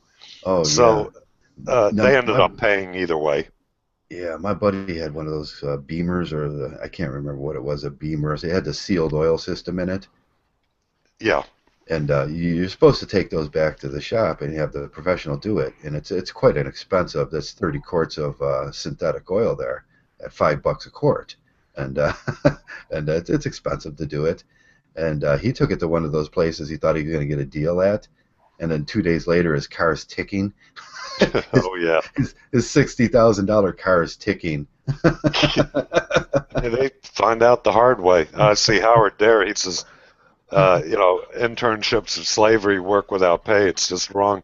Actually, I got paid $1 an hour. I was one of the lucky ones. Yeah, I got paid $1 an hour. So I'm a little younger than you. My first job was I started at $1.65 an hour. Yep. Hey, and you know what? If you did that and then had a little bit of side gig, like I worked an auction house on the weekends, Friday and Saturday night. And what you did is you moved all this shit up on stage, for the auctioneer and everything. And then you held it up, a bunch of guys were all there. And then after the auction was over, you helped people load up, whatever they bought. Mm-hmm. And usually you got there around 8 o'clock, 7 o'clock in the evening, and worked until about 2 or 3 in the morning. And for that, we got paid $15 a night. Yeah. So, well, look, it was 40, plus 30, so you made about $75 a week, which, gas was, I think, if I remember right, was like 32 cents a gallon. Yeah. My car insurance was only, good grief, I think like $100 a year. Yeah. So everything was relative. Everything was relative cheap, yeah. That wasn't What was your Army? You remember getting your first Army check? Or in the Air Force, I think I went in after basic. I made E3. Yeah. And I got what was it, 243 a month? $243 or something for a Yeah, whole month of. yeah, yep, that was it. Yeah. Not something I wanted to stay with for the rest of my life at that point. No, yeah, I remember that first check, looking at it, going, Jesus. It's like, Christ, I can't. But I'm glad they're paying for roofing and meals and everything. right, that's what I was about to say. Everything else was pretty much free. Except your booze and if you didn't want to live on base, which you had to be an idiot to Oh live yeah. off base, but and you certainly can't get married, or even though guys did, Yeah. I mean, it was sheer stupidity, but That I was lived sheer on base and stupidity. I ate there and everything. That was Sandman's Late. Did you listen to Sandman's latest video on that? Nah, you know what? I only kind of hit him when there's nothing going on in the internet, and Yeah. I'll look at the titles of what he's talking about, and I'll hit one, and uh, I can only take so much of him. Oh yeah. And He was the only thing on for like I didn't make a video, and Howard made some videos, and uh it was just for a better part of a week nobody made a video, and it was like Sandman or nothing for a while, and right, I was like, right. oh God. So I watched. He had a really warped concept on the Army, and the guy was saying that he was paying for his food and everything, and I was like, not a day in my life in the Army No, no, did I not ever me pay either. for a food or go hungry. And any time I could always walk in there and get a burger. Yeah, and I mean, with us, the mess hall was open almost 24 Yeah, it hours a was day. 24/7. It was 24/7, and they always had the burgers, and they're like fucking Denny's, aren't they? Mo, Yeah, mo, I mo, mean, it's got the salad bar and the ice cream bar, and they're I all the same. I remember walking in uh, the mess hall at you know 2 or 3 in the morning, and I had my dog with me, because I was trainer, and we'd both go in, and they'd ask me, what would the sergeant like, and then after they plated my stuff up, then they'd say, and what would the sergeant like, to Yeah, the dog, and I mean, I've gotten the dog steaks and shit like yeah, that, he and we wants a sit steak. What do you uh, think he wants? middle middle of chow hall, the only two people, well, a person and a dog, are sitting there chowing down. So yeah, we always had that Oh option, God, yeah. but It was a things big have thing. changed. Yeah, it was a big thing because we'd go out drinking, and we knew we wanted to get back to base uh, before midnight, and that way we can go into these mess hall. And the cook always knew we were coming, and he'd make us burgers and fries. And it's like, cool, It's just, it was better than most of the restaurants you're going to go to. So these guys that Sandman video, I was like, no, that's not really reality. What he was talking about. The reality of it is that you're never going to get fed better. Yeah. Well, I tell you what, the Air Force, I know, on ATC, which is Air Training Command bases, probably has the best food of all of the Oh services, yeah, except maybe submarine or Navy on yeah, a boat. But that's only from what I've heard. I don't know that for sure. yeah. We It's used just to that, talk about the mess hall because Fort Lee was attached to that other fort, the Air Force base. I can't remember what it was called. Uh, and everybody used to talk about their mess hall. Our mess halls were pretty good, uh, but their mess hall was like they said that's a really good mess hall over there. The if you were a sergeant or over, you could go over on their base and eat. But us trainees, we weren't allowed to go over there. right. And Yeah. we'd fight too if they came over our base and they were like the E3s, E4s, up to the just a working class guy. We would automatically get in a fight. It was like Air Force, Army, no way we're gonna blend. Well, actually, yeah, we got into the most hassle with the Marines. The Marines, They, yeah, they always had the biggest mouth, the biggest chip on their shoulder, yeah, and of course, being an SP, you know, and hanging around with SPs, which are the Air Force equivalent to the military police. Yeah. Not Shore Patrol, which a lot of people think Shore Patrol SP. We were security police, which used to be APs before 1960. I believe 1964 was AP designation Air Police, you know. So, and we were special services too, if you will. So we took very little shit from Marines. Yeah. Navy guys weren't that bad, and we got along really well with most Army guys, you know. Yeah, the Navy guys weren't that bad. The Marine, we had Triangle Marine Base over there too, in Petersburg, and the Virginia. You just kind of meet the Marines, and it was like, we're gonna fight. Maybe it was just me because I like to fight, and but yeah, there was always a problem with the jarheads. They had big attitudes. Well, they always thought that, you know, because they're in a different branch of the service, that they didn't have to apply themselves to UCMJ, which they did. And when they did fuck with an SP, they found out real quick. Yeah, they found out real quick. That same, you're going in cuffs, you know. You're going to get your head knocked in a little bit, but you're going in cuffs, you know. So they didn't like that shit, you know, flyboy arresting them. You know, we're supposedly the weakest of the bunch, and they were the strongest. But yeah, I think it kind of mellowed out later on, you know, and you learn to just kind of ignore people. Yeah, no, I always if I seen an SP and when I was in town or something, I would duck in the nearest store or get out of, you know, just nope, don't want to go down that road with that guy.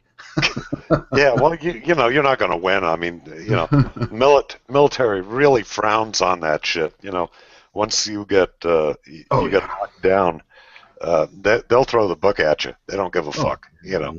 I've seen like guys get drunk out in town, and then they're just gonna go walk by an SP drunk, and it's like, no, guess what you're getting? You're getting a drunk and disorderly, and you're gonna have to go see the company commander.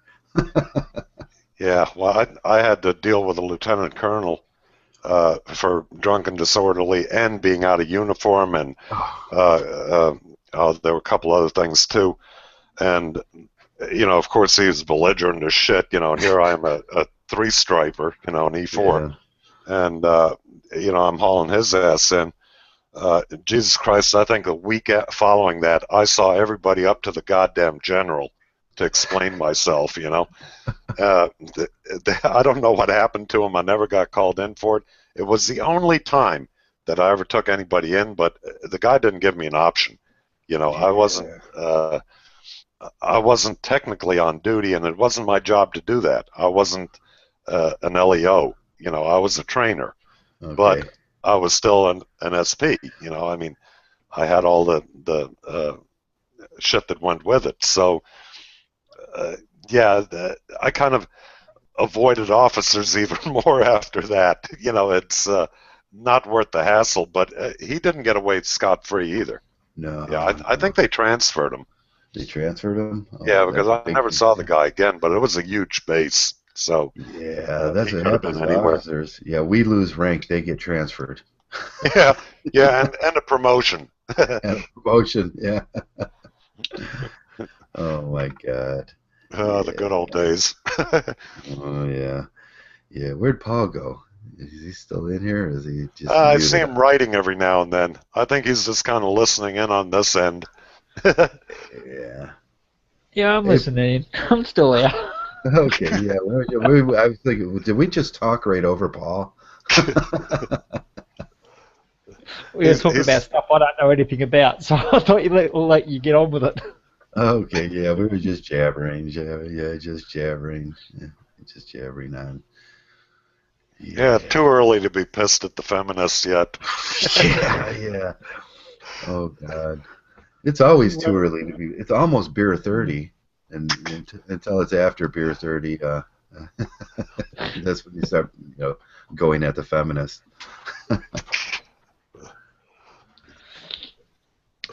Oh yeah. I only ever go at feminists just for a bit of fun, just to poke fun at them and stir them up, show them how stupid they are. But besides that, I can't see any point. Yeah, you can't take them seriously because they're gonna say something really fucking stupid. Uh, I was reading the Google News this morning had another article about the pay gap in Oh there. God. It's like, when are they gonna fucking end it? When are they just gonna realize that there's no such thing as the pay gap? But they they're gonna keep on with that, and it's not a pay gap. It's like it's merit-based raises, and you get paid for what you do. You know, some things never die, like wives' tales. You know, Yeah. the frog in the boiling water. It's a wives' tale. That doesn't happen. Frogs will get out when the water gets uncomfortable. Oh yeah. But everybody keeps insisting that a frog will slowly boil to death in water. No, they're not that fucking stupid. You know, they have a survival mechanism, and but people keep insisting on it. So certain things like the pay gap, it's something that's just never going to go away because people keep repeating it, thinking it's real. Right, yeah, and it's convenient for them. It's a convenient go-to argument when they want it, and as long as it's there, and I don't know what it's going to take. The government has the stats. You know, the government's got the correct stats and everything on that, but they just keep, it must be a little snicker, snicker, wink, wink, nod, nod, laugh as they say these things because they have to know that it's just bullshit. Yeah, not to mention illegal. And illegal too, you know. Uh, I mean, and I'd like to see somebody do exactly the same job anyway, at the same level Yeah. of expertise or whatever. Look, if I've been let's say, an auto mechanic for 40 years, right? And some broad comes in and she just got out of, let's say, school, going to a tech school. Right. She's not going to get paid what I get paid. Come on. Obviously, yeah. There's no comparison here. Is she doing mechanical work? Well, I guess, because that's what she's trying to do.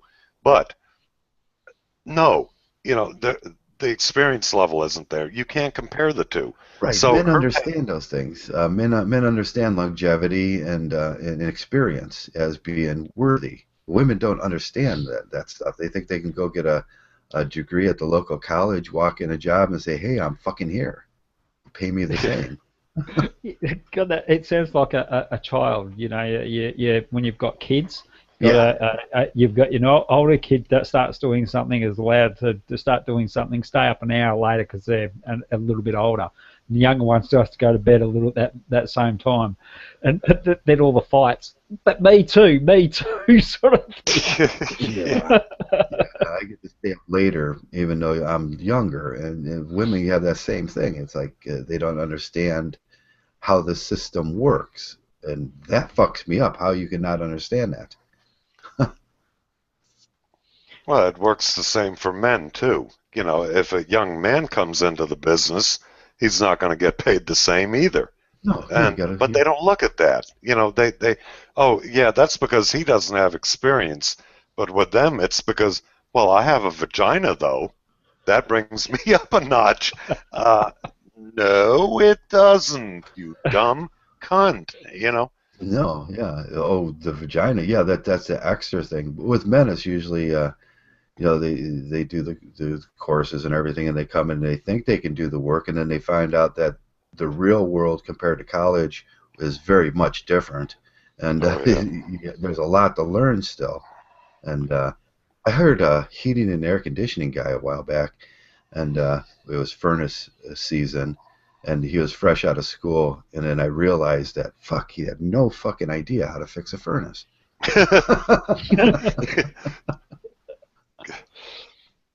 It's like, oh God, and I ended up doing the work anyways. Yeah, it's even after all the what they perceive as being educated, they still need to go through OJT. Yeah, everybody does. There's just no denying it, and I don't think women. I mean, I see a lot of young guys; they're very impatient too, but women are the worst. I mean, they just think they can waltz in and like take over. Oh, yeah. Like, hey, you know, I know how to do all this better than all you fuckers that have been doing it all your life. You know, what's up with that? Yeah, we see this common trope now with Marissa over at that Yahoo. She totally destroyed Yahoo. She's just she's a good example. She can walk in off she was like at a second tier position at Google, and then like Yahoo hired her and put her as the president, and she was just going to walk in and fix it. And she's so fucked up everything over Yahoo. Yahoo's going to be sold now to probably to Microsoft, and it's going to end up on your apps. Well, we can thank her for that. You can now get a Yahoo app in your Microsoft when your computer turns on. You know, you're now going to have a Yahoo MSM app. You know, I wonder if there are companies, instead of doing espionage, what they do is they send women over to take control of the company, and when they run it down the shitter, they buy it very cheaply, or they pick it up in bankruptcy. Hey, that's not a bad idea. That's not a bad. It's like a hostile inner hostile takeover, because you know they're just going to fuck everything up and drive the stock prices down. Yep, that's it. God, I never thought of it that way. Yeah, Bing's absolute crap. So, you know, send Yahoo down the tubes and then buy it really cheap and grab their search engine. Yeah, that's it. Yeah, funny. We don't. No, I'm an Aussie, so we haven't. You know, when we get the stats here and they start talking about the gap, they say yes, there is a gap, but they put the caveat with it. They don't turn around and say, well, women across the board are earning less. They actually put the caveat. There are reasons for it. They don't just say, well, it's a flat number and women are just earning less. They actually put the caveat in there, and then you see, you know, Obama getting on this, you know, on his videos or on TV saying that women are getting paid less than men. Now he's buying into it. He's using that as a political statement. So, you know, if you've got your president saying it, you know, the general public are going to believe it. Right. It's just, you know, how they's not going to believe that. You know, you got your top guy running the country is blatantly lying to you, and people don't, and you know, they're going to believe their leader. Well, you got to watch the language they use, because paid and earned are two different things. Women are not paid less, but they do earn less, and then they don't say the statistics of that is because, well, we all know what they are. Women don't work as many hours. They don't work as same type of jobs. They choose different jobs that pay less. They think it's salary. And they take more time off and everything. And, yeah, it's not that all these women are working and all these men are working. You can't go on a 50-50 split and say, oh, all the women, take it in aggregate and just everybody's all together and this is what they make, and you see how men make more. Well, goddamn, if women want to work on an oil rig or a coal mine or anything like that, they're welcome to it, but they don't. All right? So the average male, being a hairdresser just won't pay you what it will to be an oil rig worker. I'm sorry. Yeah, the average male works 45 hours a week. The average female works 35 hours a week. Doesn't that say something? It's of course. It's like, yeah, work 45 hours a week then. But no, they don't take in. They think it's salary, and salary bothers me because they think they could just walk, and it's the same entitlement. You just walk into a job, and someone's going to give you this flat rate, and you're not going to have to put the hours in. No way. But we can see good prime examples of that. There was another company just last week, and I meant to write it down and get some information on it, where a female went in and totally destroyed the company, and. So I just use Yahoo as Melissa Myers. No, that was Australia. When we had Julia Gillard come in and destroy the country. Oh God, I'm so glad she's gone, because I was keeping up with her because she would say the most bizarre things. Oh, she was nuts. She was doing things that it was knee-jerk reactions to certain things happening. They basically shut down our beef industry for a couple of years because they didn't like the way that Indonesia was dealing with the cattle once I got there. And I thought, well, why don't you just work with them rather than actually just killing the industry here and stuffing up the farmers? But no. No. Yeah. Oh, the other example, I did the video this week of the lady in Brazil, the female president in Brazil. The economy, comparatively to the rest of the countries, is taking and it all had to do with the state-owned oil company that Brazil owns. And when you think about this, it all makes sense to a man. When 45% of your income is coming from ethanol in the farming industry, and ethanol is big. They got an ultimate advantage in ethanol in Brazil.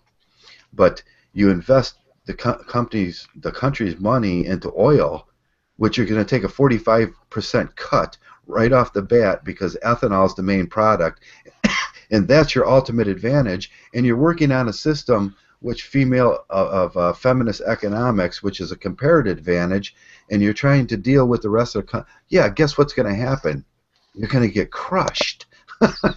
And that's what happened. And she doesn't understand it, and the feminist economists don't understand it.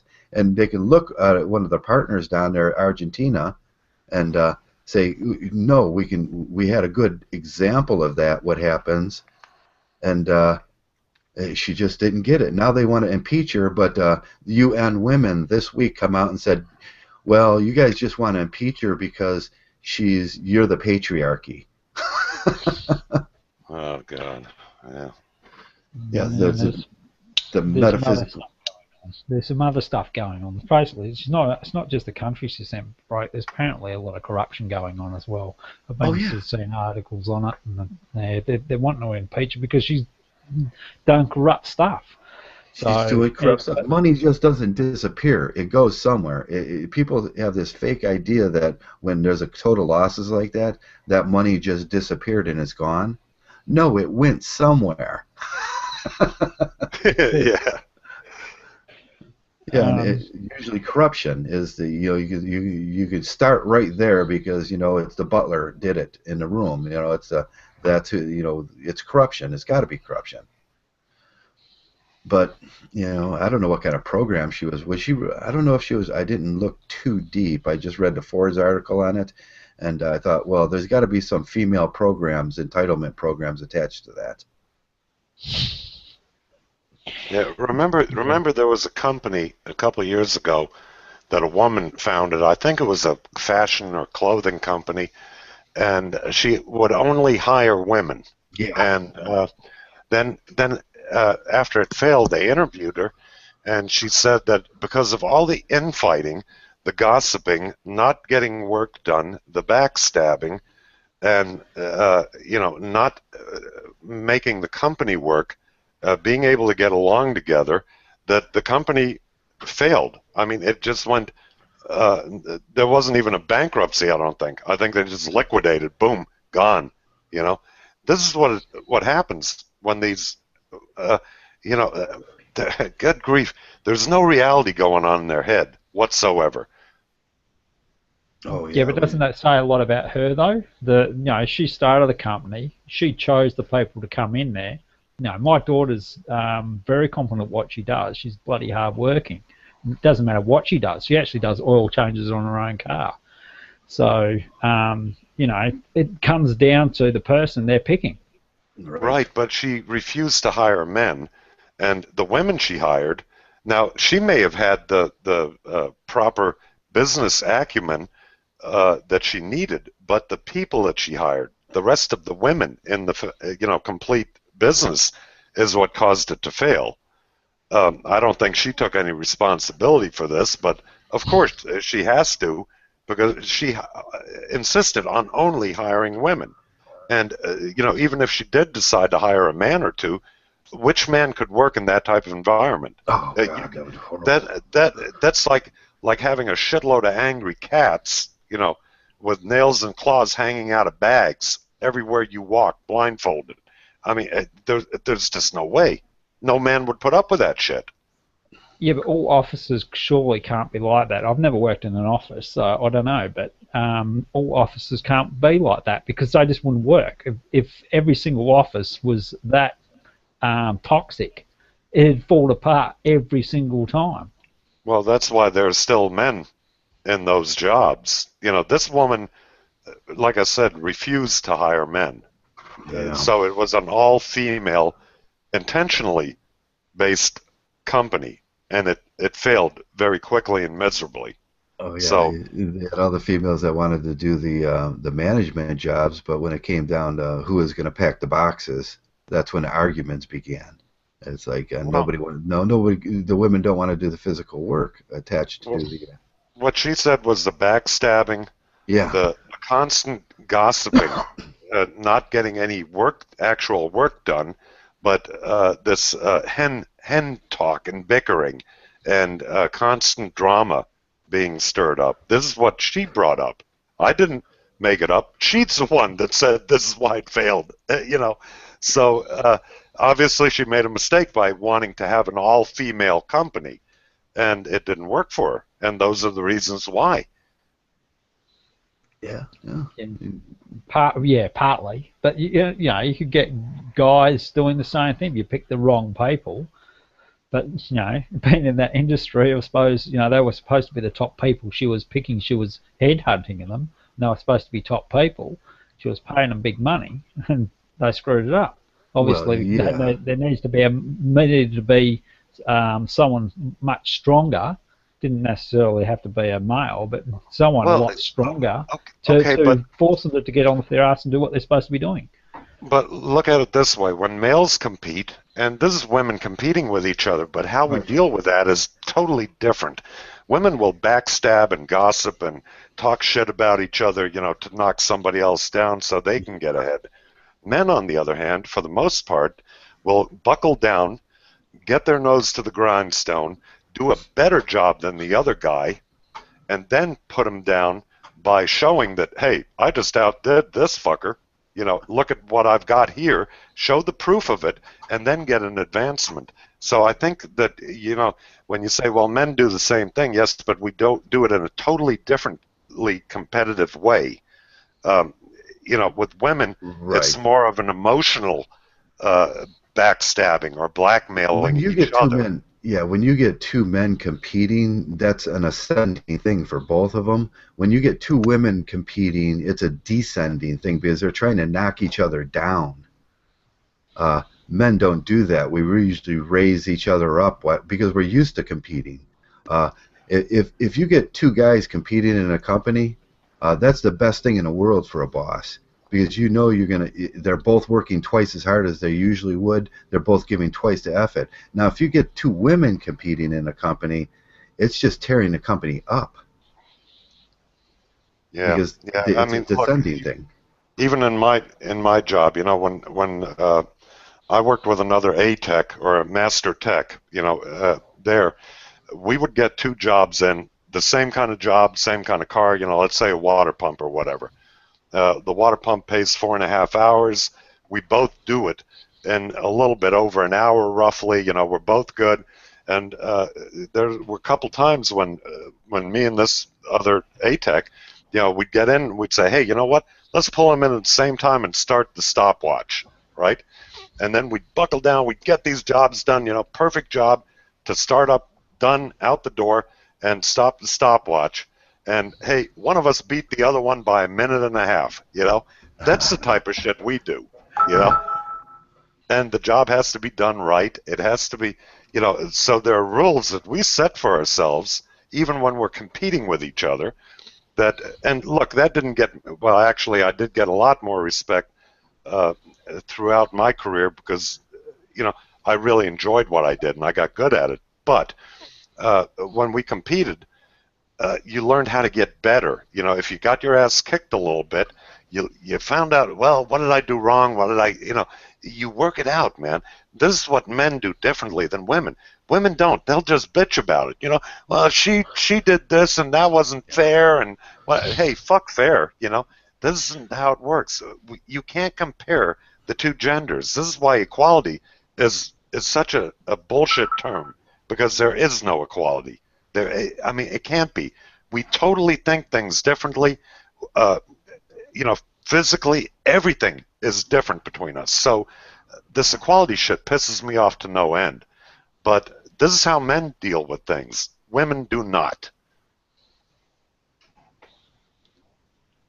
Okay. Sorry. Yeah. Hey, it's early in the morning, and I think the coffee is kicking in. Yeah. I haven't even had my coffee this morning. I didn't even have a chance. I woke up and just turned the computer on and went on air, and it was like, I need my coffee. I've had the whole pot now. I'm on my last cup. It's a 12 cup pot. So this is where I rely on Shining, so he can just he takes over the conversation for a while, and then I just go get a cup of coffee. Yeah, he's down in the chat. Yeah, I see him in the chat there. Yeah, he doesn't want to come in here. He's scared of me. Yeah, he's talking religious shit with somebody down there. He's pissed at atheists again. He's pissed at the atheists? Okay. But I know he loves Donald Trump. Let's talk politics while we're at it. Oh, shit. Sorry, guys. They just did that Donald Trump is like hated in Mexico. I was reading that article this morning. No kidding. They burned an effigy in Mexico City of Donald Trump. You got me in now. Yeah, there he is. Good morning. Greetings, gentlemen. I was going to come in. I was just preparing my traditional English tea. Are you? Nothing traditional about my tea. I always drink green tea, as you guys know. Okay. Yeah. Well, I'm here now. Shall we do my little? Oh, look at this. You spoke too soon. He came I'll in swinging the axe. I'll come back in a few minutes, guys. Okay. You got a phone call right when he came in. Just as we get the swords and axes in our hands to go at each other, he's sorry. Wait, hold on. Sit down. Hold on, just sitting. I got to take this phone call.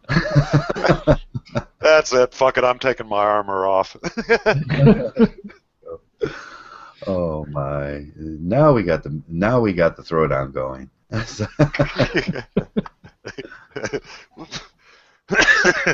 Mgtow United was supposed to come in. He said he wanted to come in today, and I sent him a link.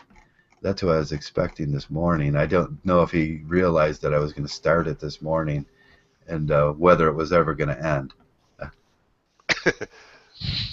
I was kind of planning on doing a 12-hour for Easter thing.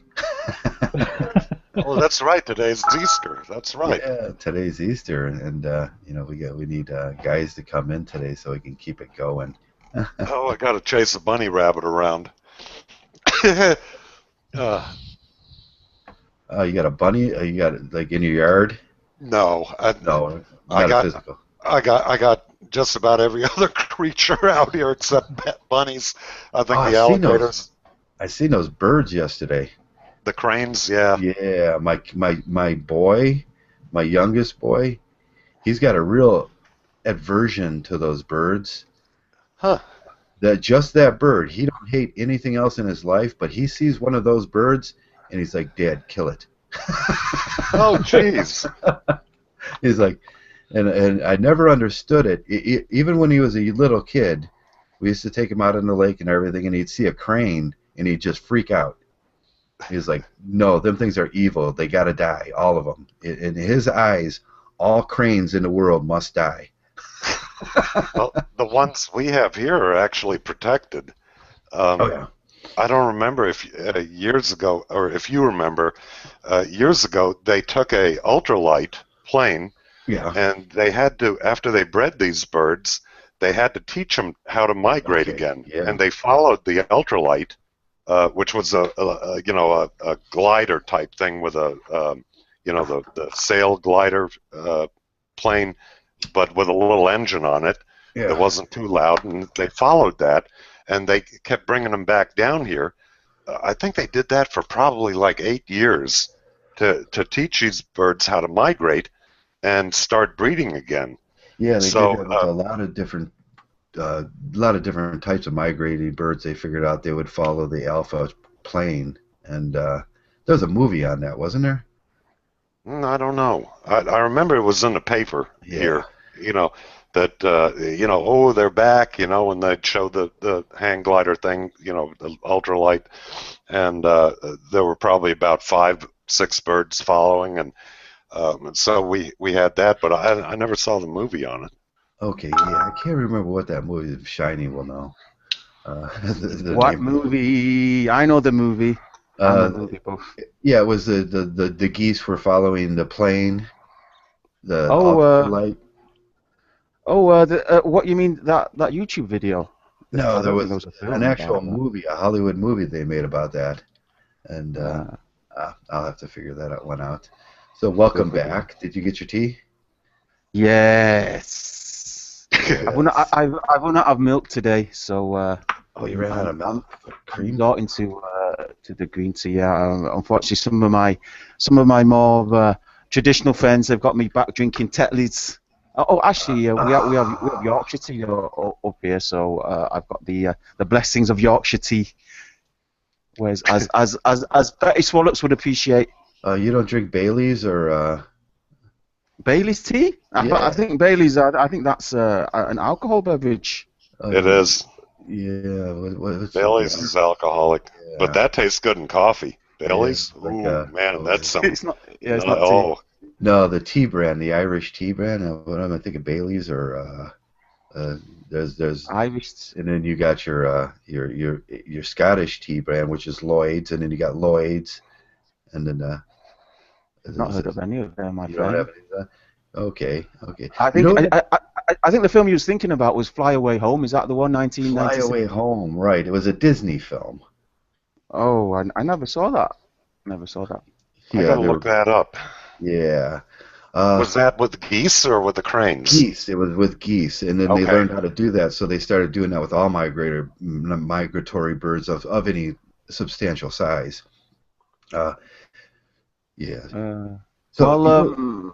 Bailey's coffee. Yeah, Bailey's coffee, Irish coffee, has a little bit of. What is that in there? What is the alcohol they put in there? Because I used to work in a restaurant and we used to serve it. Yeah, it's like a cream, an Irish cream, and then it's cream, and then it's Jameson's, isn't it?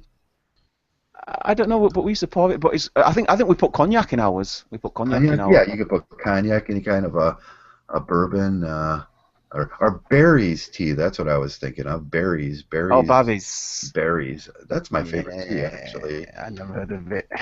And then you got the Bailey's we get here has got the alcohol already in it. You can't just buy the cream by itself, or I don't know. To tell you the truth, my wife used to drink that shit all the time, and I know it's expensive, but it had the alcohol in it. So I don't know what they use. Brandy sounds good though. I mean, brandy's a very sweet tasting alcohol, and so is Bailey's.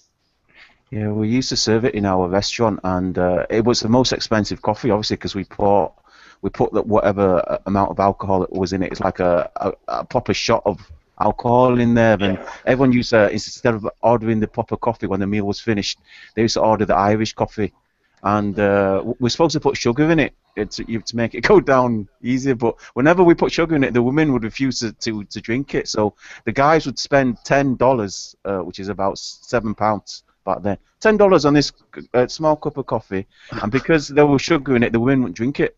Yeah, the amount of guys who used to... That's sweet stuff anyway.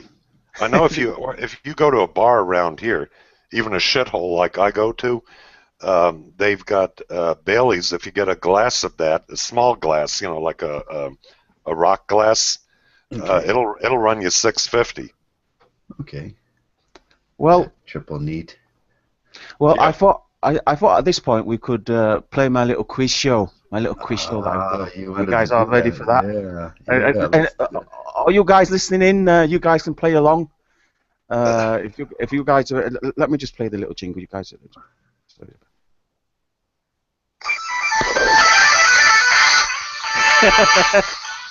Can you hear that? Yeah. Okay. What it's doing? We're going to call it name that Mgtow. And what I'll do, I'll basically play a Mgtow, and you guys have just got to name who it is.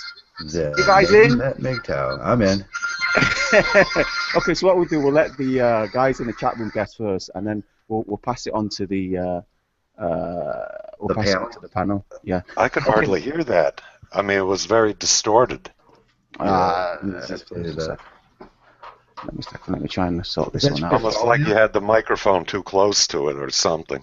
Okay, well, let me try like this. Okay. Well, here's the first one. See if you can hear it. I'll play it again if it's distorted again. Have a listen. Knowledge is truly awakening and opening your third eye. Be careful of, avoid all that mystic bullshit, the secret, and, cutting negative people out of your life. Of course you don't want to surround yourself with negativity, but learn from Mgtow. You see there are guys in a dark place. I was in a very dark place when I started these videos. You guys, did that come out through? Yeah, that came through. Okay. So guys in the chat room, I'm sure that he's a very famous Mgtow. This guy, I'm sure I'm sure that was an easy one for you all there. So come on, Matt Bertley, Howard there. Who else is in there? I'm Mgtow. Name that Mgtow. Name that Mgtow. Who was that? Who was that guy? He's been around for a while, isn't he? That one. I'm sure you still got that one. I'm stuck. I'm totally stuck. Me too. Shall I play it again? It was quite short, wasn't it? Let me play it again.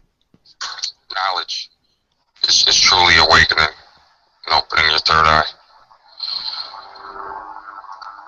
Be careful of, avoid all that mystic bullshit, the secret, and, cutting negative people out of your life. Of course you don't want to surround yourself with negativity, but learn from Mgtow. You see there are guys. You got that? Come on, Warhorse. You must know this guy. Yeah. I know you're just put it up. Is that Phil G? It's Phil G. Well done, Jan Brown. Well done. Yeah, Phil G. Okay, yeah. I couldn't get the guy like, I can't believe you guys didn't get that. Jan Brown was the only one. We got 1 point there for Jan. Good old Jan. You guys ready for the second one? Second one. Okay, here comes the second one. Fully thinking, and she said, the parent said, what would you like to drink? And I said, I'll have an oatmeal, and meaning I was ordering my breakfast. You guys get that one? He's relatively new. This one's slightly harder, but I'll be well chuffed if you guys can get that. Come on, guys. Who is it? Oh God! Shall I play it? Come on, Jan. You show these guys. I'll play it one more time. Come on. Okay, get it again. Fully thinking, and she said, the parent said, what would you like to drink? And I said, I'll have an oatmeal, and meaning I was ordering my breakfast. Now, I've checked you guys' subscription. I know you guys are subscribed to this guy. So you do listen to it. Go on, who is it? Have I honestly got you guys stumped? Is that not no? That's Okay, we've got Trav to say no. Come on, Warhorse. At least have a guess. God. No, it's not Smarkitect. God damn it. Fully thinking, and she said, the parent said, what would you like to drink? And I said, I'll have an oatmeal, and meaning I was ordering my breakfast. Not even Jan Brand's getting this one. Well, I have to tell you guys, it's Red Pill Brotherhood. Red Pill. Oh, I don't really listen to Red Pill. Oh, you don't listen to it. I'm not subscribed to him. The parent said, what would you like to drink? Okay. Let's play the next one. I know you guys subscribe to this. I know you're subscribed to this guy, Warhorse. I'll be very disappointed if you guys don't get this one. There we go. Listen. Let me give you my relationship. Let me tell you about the pussy. That's the other. That one's easy. What? Whoa! Jesus Christ. I mean, I got my subscription thing open here, and I can't missed it. I was find anything. Okay, have a listen. Yeah, Wars, you're not subscribed to this guy, but I know you know who he is. Okay, listen. Let me give you my relationship. Let me tell you about the pussy. Is that that ape guy? Oh, God. No. Yeah, and Brad's got a hookah. You guys, you can't read the chat. You can't get help. You're getting help now. Well done, Jan. It's not Nico either. It's not Nico. Let me tell you about the pussy. Well, it sounds like Nico, but It's hookah. Well done, Jan. Hookah. That's 2-0 for Jan. Jan's the only one that. Listen, all right, this guy, I know you. You are subscribed, Warhorse. You are subscribed to this guy. Listen. And thank you for your donation. As for the rest of you, follow me on Facebook or Twitter if you want to get tomorrow's video today. If you want to get the day after tomorrow's video today, follow me on MySpace, GeoCities, ICQ, LinkedIn, or the Korean social network Cyworld. The video 2 days before the day after tomorrow you just watched. Thank you for taking your daily dose of red pills.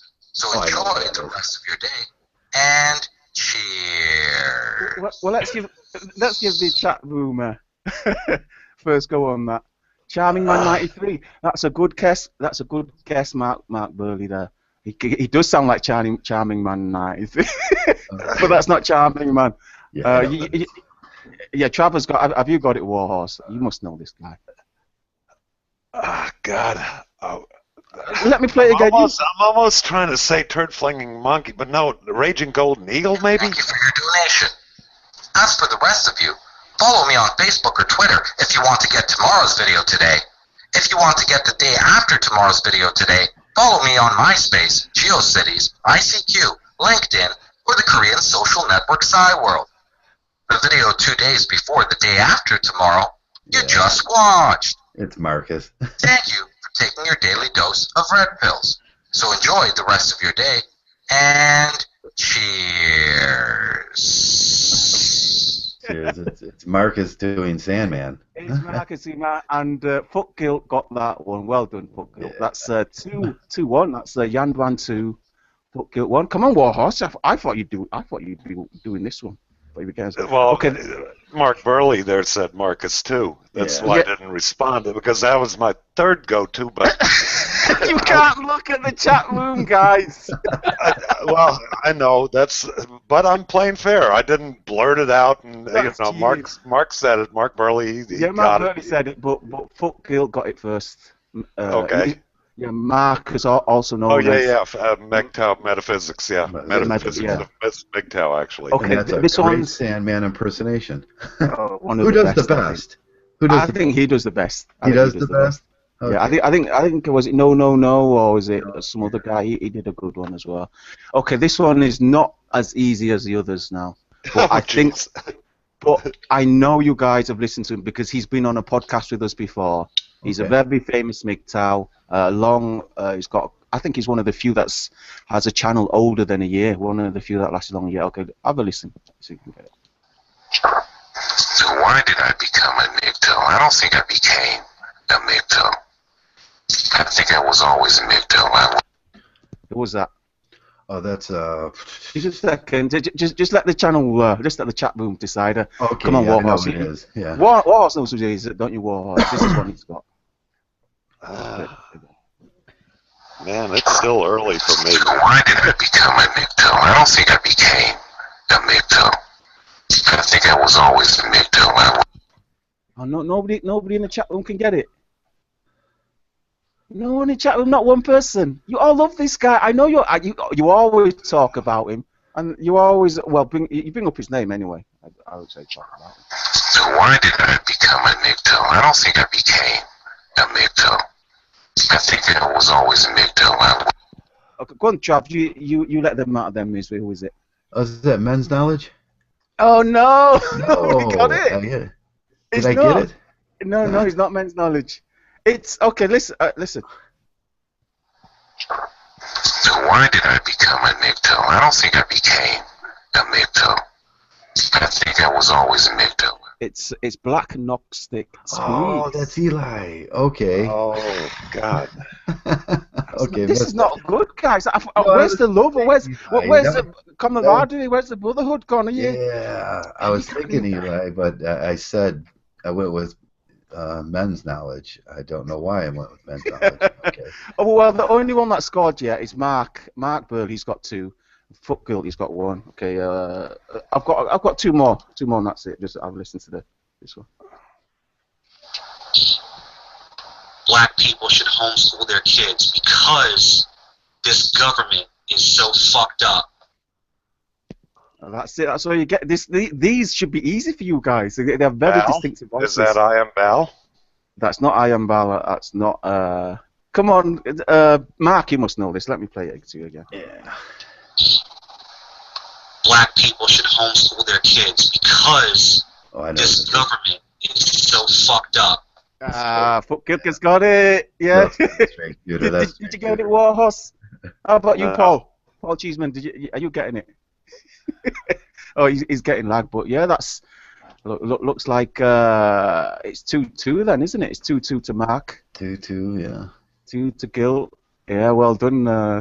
I'm surprised. I thought I was going to make it too easy. I thought maybe I should get lesser known Mgtow for this one. Okay. I think I've got. Okay, who's this guy? Can I take the 5th? The 5th Amendment. Okay, lovely. We got so many black white supremacists in the community. It's just not even funny. And who is that? Who? Yeah, who is that? Have a listen. Did you hear it? We got so many black white supremacists in the community. It's just not even funny. Well, you know this guy. One of your favourites. Well, I know that. I can't believe this. I'm shocked. I really thought there was a lot more love between you guys. It was I Am Bal. You thought. Yeah, you said it before. That was I Am Bal. Yeah. Well, you know what it is? When a lot of these guys get into a racial rant over and over and over again, I generally unsubscribe because I'm just not into it. And you know, I like some of their stuff before they got into the racial kick, you know, and the same goes for religion.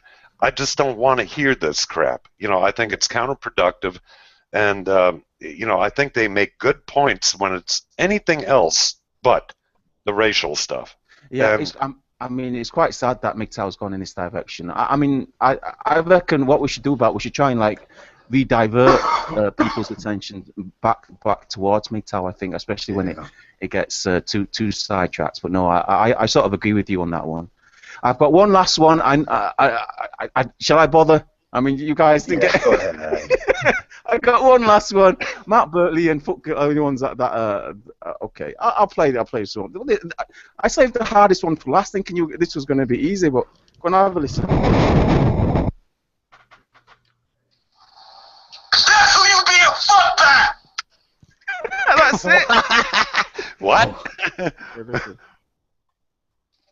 Like a fucking fool! Who's that? Jesus. Where's Messenger? These are all Messenger should know these. Well, in fact, you guys should know this one. Oh, you Brits love this shit, man. Whenever drama comes down and that head slapping shit, you love that. Okay, no, play it one more time. This is. That's who you being fucked by! Oh, who is it?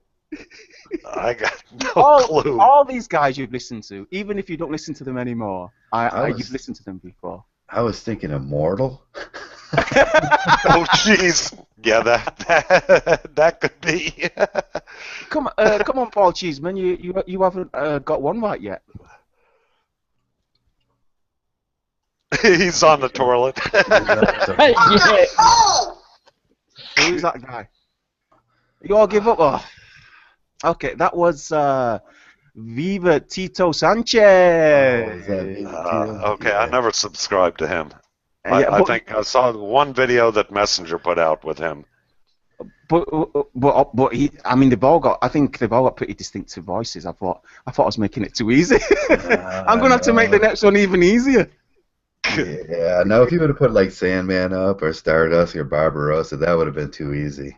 Yeah, but these guys are pretty big channels. Oh well. Yeah.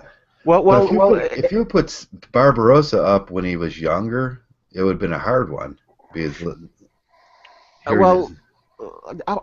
Funny you say that. I was listening to some of Barbarossa's old stuff. Yeah. I was listening to his one when he was talking about keeping race out of Mgtow, and yeah, it's strange how things have changed. I was listening to some of your old stuff, Traversable, and yeah, you was a lot more passionate back then, a lot more passionate in your earlier videos. I think maybe some of the fire has gone out from your Yeah, I can't keep that fire going. engine.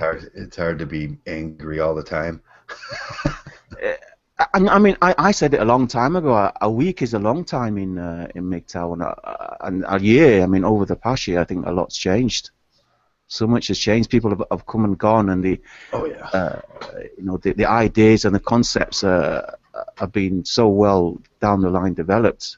I sometimes think it's hardly recognizable these days. I mean, these days we're more trying to combat and kick out the non-Mgtow element out of Mgtow. Yeah, it's all applied Mgtow now. It's not that you have to come up with a new idea or you have to embrace this new horizon or anything.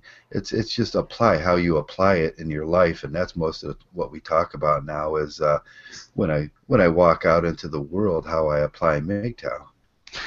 And those channels I just played, I mean they've changed as well. They've changed a lot. Listening to their old stuff. I mean, I was listening to some of my old stuff as well. Oh, and, yeah. Well, look at current conditions. We tend, or I'm tending to lean more towards the anti-SJW crowd, and what's going on, with that complete leftist or crazy, batshit crazy attitude of the SJWs, whether on college campus or in politics or what have you. I'm starting to lean more towards that and seeing how that's affecting the Mgtow philosophy and the relationships and what's leading up to it, and it's making it worse. So I'm tending to stay more on that end of it than just alone being like an anti-feminist type, so I'm changing slowly too, and I don't know whether it's something that gives me that reason to be pissed again, because after a while the feminists just get boring, especially the idiot ones, that keep repeating the same old shit. It's, you just want to yawn. All right, bitch, go play in the sandbox, whatever, leave me alone. But you see what they're breeding nowadays in colleges and the younger people and everything else. You've got a whole new battle to fight here, to me anyway. So I see myself kind of veering off of the track too. What is your take on all that leftist political because left in the UK sounds very different to the left in the US, so maybe right. You could, well, left, extreme left here is your typical social justice warrior. Okay, a socialist, with a Marxist bullshit, which feeds right into feminism, and therefore, what is their worst? I mean, can you what's one of their worst policies that really irates you? Oh my God, where do I begin?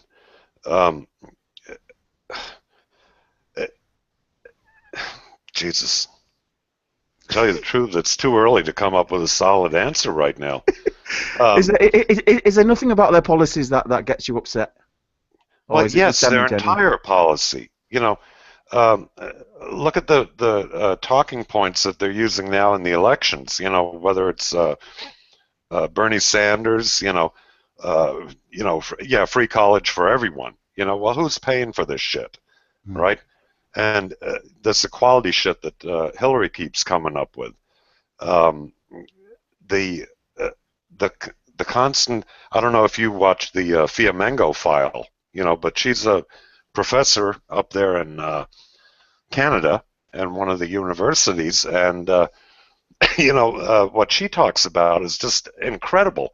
What's going on in these college campuses? Of not only the Black Lives Matters, but the safe spaces, the making college campus a home, and so politically correct that you can't say boo to anybody anymore without it being either racist or sexist or holy fuck, just looking at somebody now is sexist.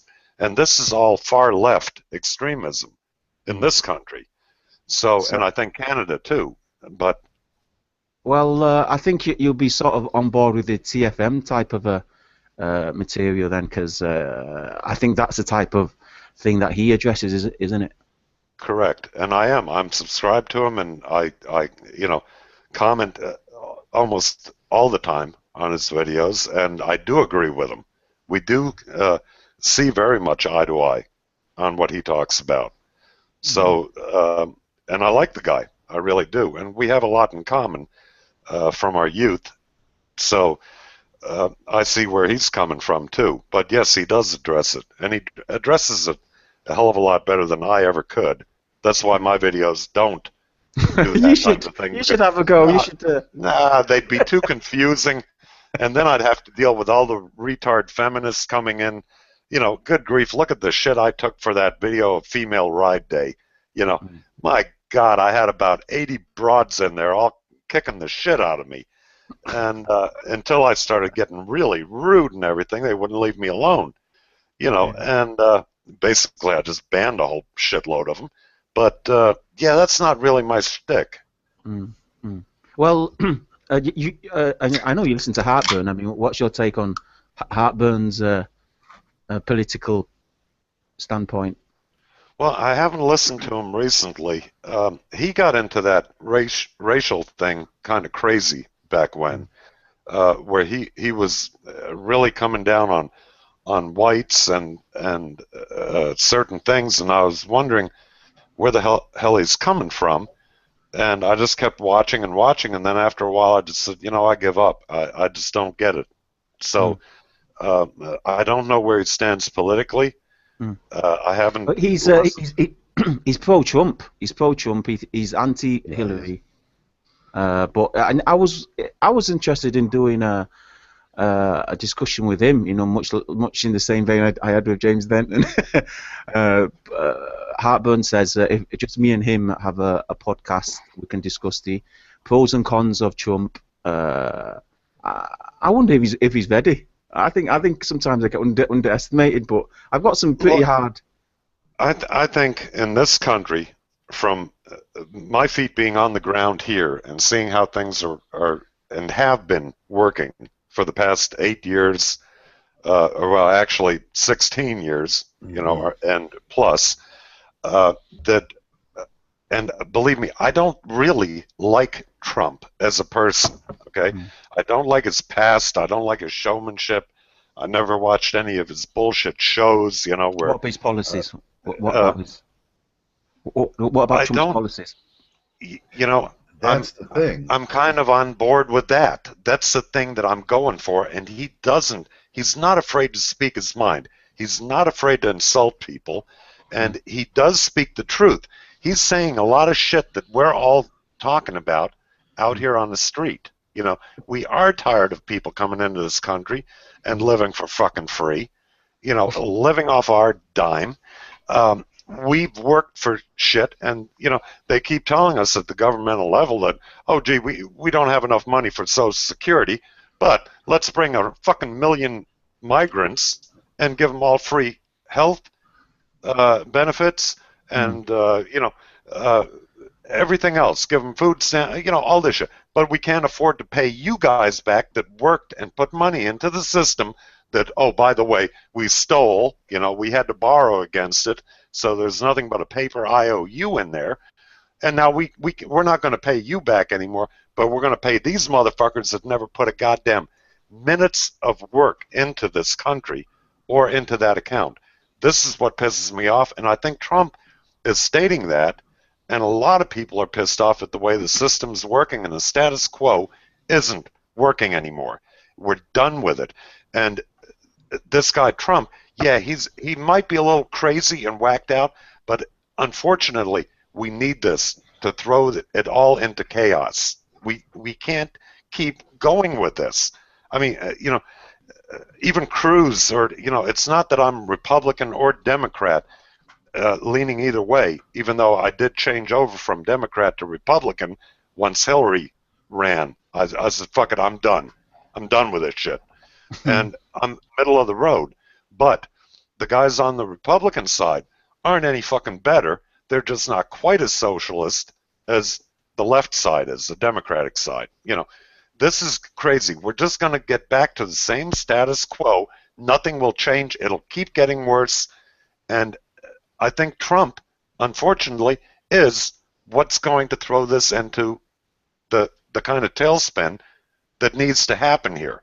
Because I think the American people are tired of not being allowed to speak their fucking mind. And before we get to the point of, where you guys are at in England, or, in different countries where you can't say anything negative about somebody, and they take our Bill of Rights and throw it down the toilet, we need to stop it now. And this is the only reason I'm in the Trump camp. Well, if you guys are interested in that podcast between me and Heartburn, then let us know, and I'll try and put it together. He's got some.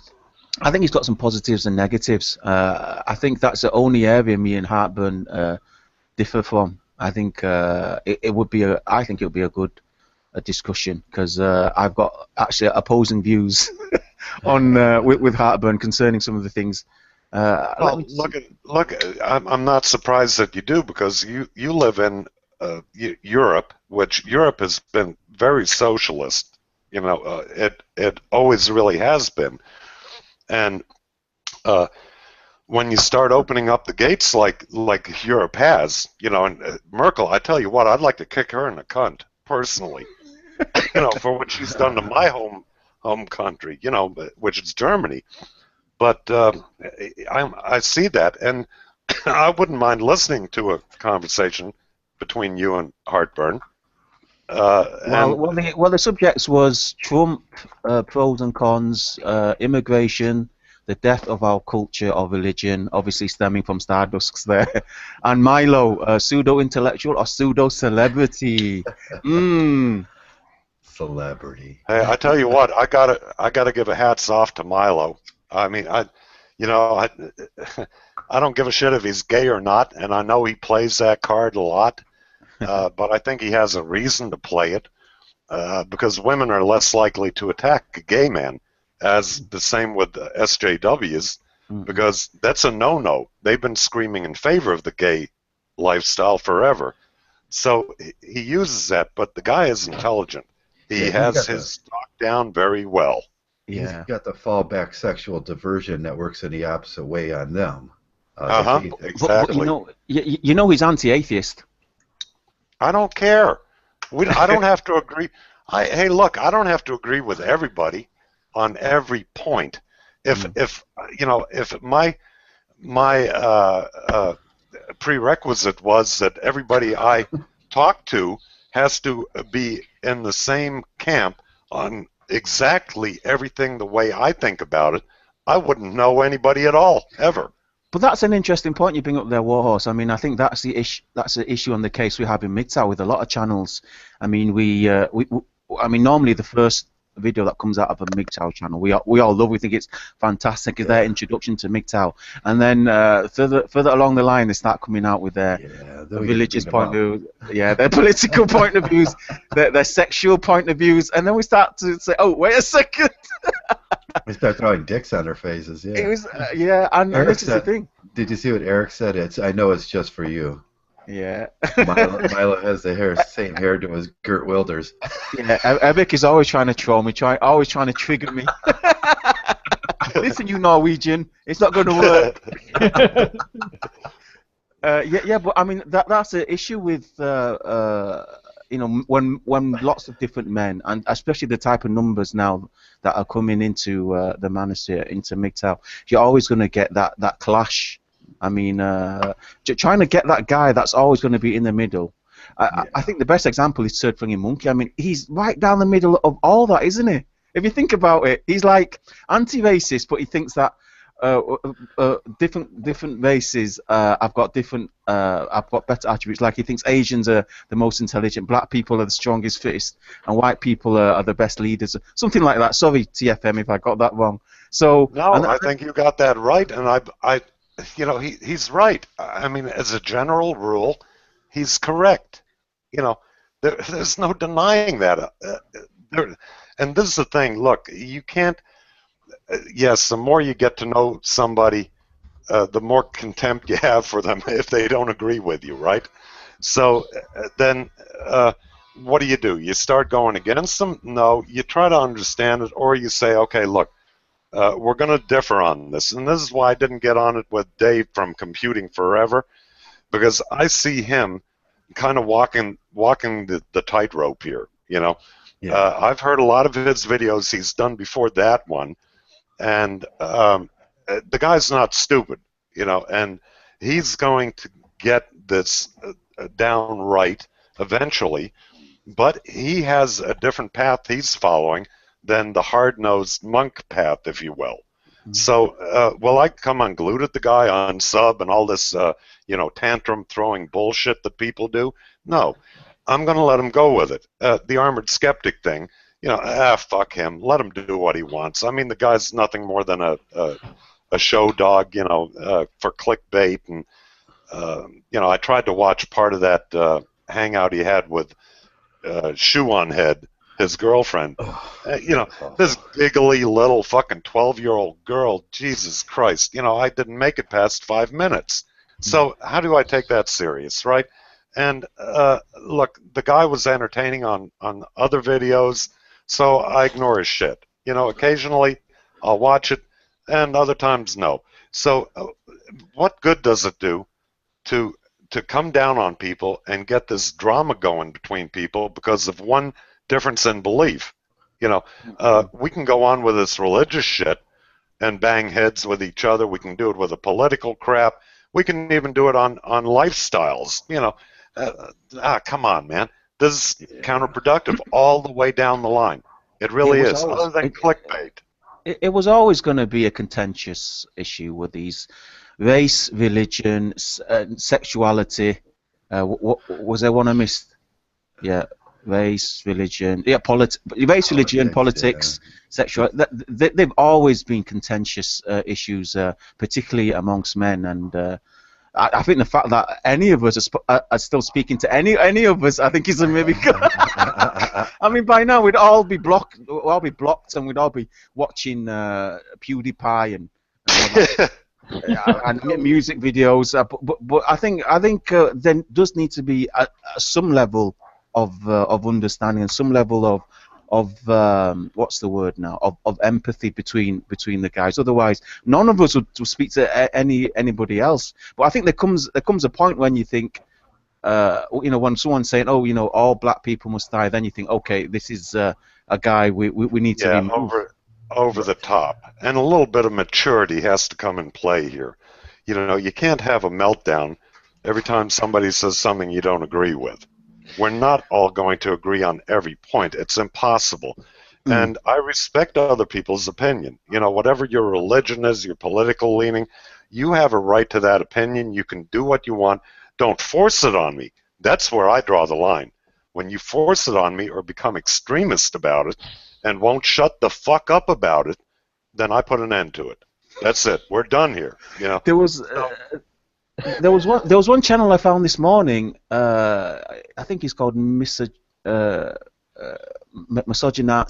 Supremacist, and one video he was going back to the old sexy Mgtow thing when he's saying, you know, all women level 6 Mgtow is when you think all women should be killed. I mean, bullshit. Another one. Yeah, terrible. He had like pictures of women with big scars lying on the floor and stuff, and I thought I didn't think it'd get to this, honestly. I mean, I'm always saying no one in Mgtow is saying that we should attack any woman or anything like that. But I mean, even then, I thought, you know what? I think this guy's he's either trying to put Mgtow in the shit, so he makes all Mgtow look bad, or Right. is something wrong with his head.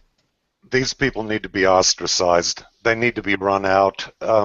You know, they can call themselves whatever they want, but when they become extremists, and I don't like extremists on any side of the aisle, you know, not only politically, but racially or sexually or anything like that. So when guys come in and they do this Looney Tune shit of killing women, they're not real humans, and well, goddamn, walk out your door and go shopping. I mean, if you don't think women are there, you're out of your fucking mind, and I won't put up with that type of shit.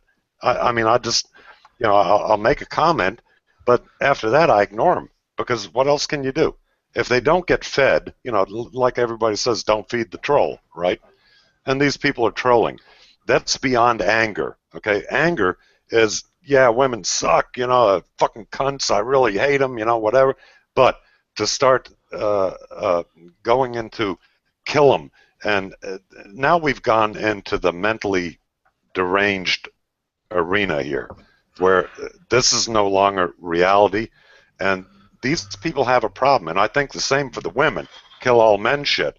And somebody had a very mental problem here. It's not a joke. This is something that some people will actually go out and do, whether killing women or killing men. This is not a healthy attitude for anybody to take, even though we are in a war of sorts with the genders. Do you think Sexy Mgtow's response on women aren't human was a response to kill all men? No, I think he actually believes it. I mean, I've spoken to this guy. You think he believes it? Because I listened to all of his videos up to that point, and I thought that he was doing the response to kill all men, because that was a tag in that video that he did that, and that was a response. And I think he was being more sarcastic than anything. No, there's something wrong with that guy. He drove it way beyond that point. Yeah, he took it too far, and he kept it up. But his point was, and nobody's seen it, and he was trying to force his point, and I seen it, that it was sarcasm to, it was a response to kill all men. But no, because his solution for curing all religious discussion is to kill all Muslims and Jews. That's his I don't know if solution. I've ever heard him say that. I've heard him say that. Listen to his last video. I haven't listened to his last videos, so I don't know what he talks about now. I think I've heard him say that on multiple occasions. He was right on mark for a long time, and I had a lot of hope in him that he's a very intelligent young man, and he would take the sarcasm a little too far sometimes. And, no, there's something really wrong with him. I mean, I spoke to him personally very quickly. I've listened to him on Dimitri's. I think I was on a podcast with him a couple of times as well. Yeah, he could never come on this. He's intelligent, but he could never. He would be so argumentative that he could never be on this. That's what I kind of surmise. He could. He's not argumentative. He's just not right in the head. He sounds intelligent. That's the thing. I mean, a guy can be partly crazy. There's different levels and different stages. Well, psychopaths go to the top. In companies, But it makes me think about myself as well. I mean, and all men. I mean, it's like a person can be like 90%, fine, and appear well adjusted and average, and then they'll have some in the back of their head that will make them like a psychotic killer or something really, really screwed up. There's like a little piece of them that's really. And it always shows up like sometimes in their sexual deviancy or in their hatred or their xenophobia or their hatred of something, that irrational hatred or something. It always just shows up. And I think we see that Martha Stewart sort of thing, like she's so normal, she's fucking crazy. Thing in Mgtow, everything will get picked apart on you. and your smallest defects are going to get exposed. No, it's funny you say that, because there is that type of they call it OCD. Well, that's a general term for it, but there's that type of person that has to have everything right down the middle. You know, they're so See, now them precise. people bother me, actually. Just did a video about moderation and how these people are too moderate, and I like to hear the anger sometimes, and I like to hear the true emotion, because that's the way humans are. We're not these moderate people. If your moderation, if your message is so moderate that it's so well taken to everybody, you're not fucking normal. Because it reminds me of that film Misery. That woman in there. I mean, yeah, if you just, I mean, no, she was a brilliant. That was a brilliant example of the type of person who would go unnoticed in society. Yeah. You know, because you know they've got everything normal, but as soon as something like what's that writer? She turns up. Is like her favorite writer, and all of a sudden she turns into the psycho. But otherwise, she would have been normal. She'd have been totally normal. Moderation is a cloak for any defects you got, and we all have defects. We all know this.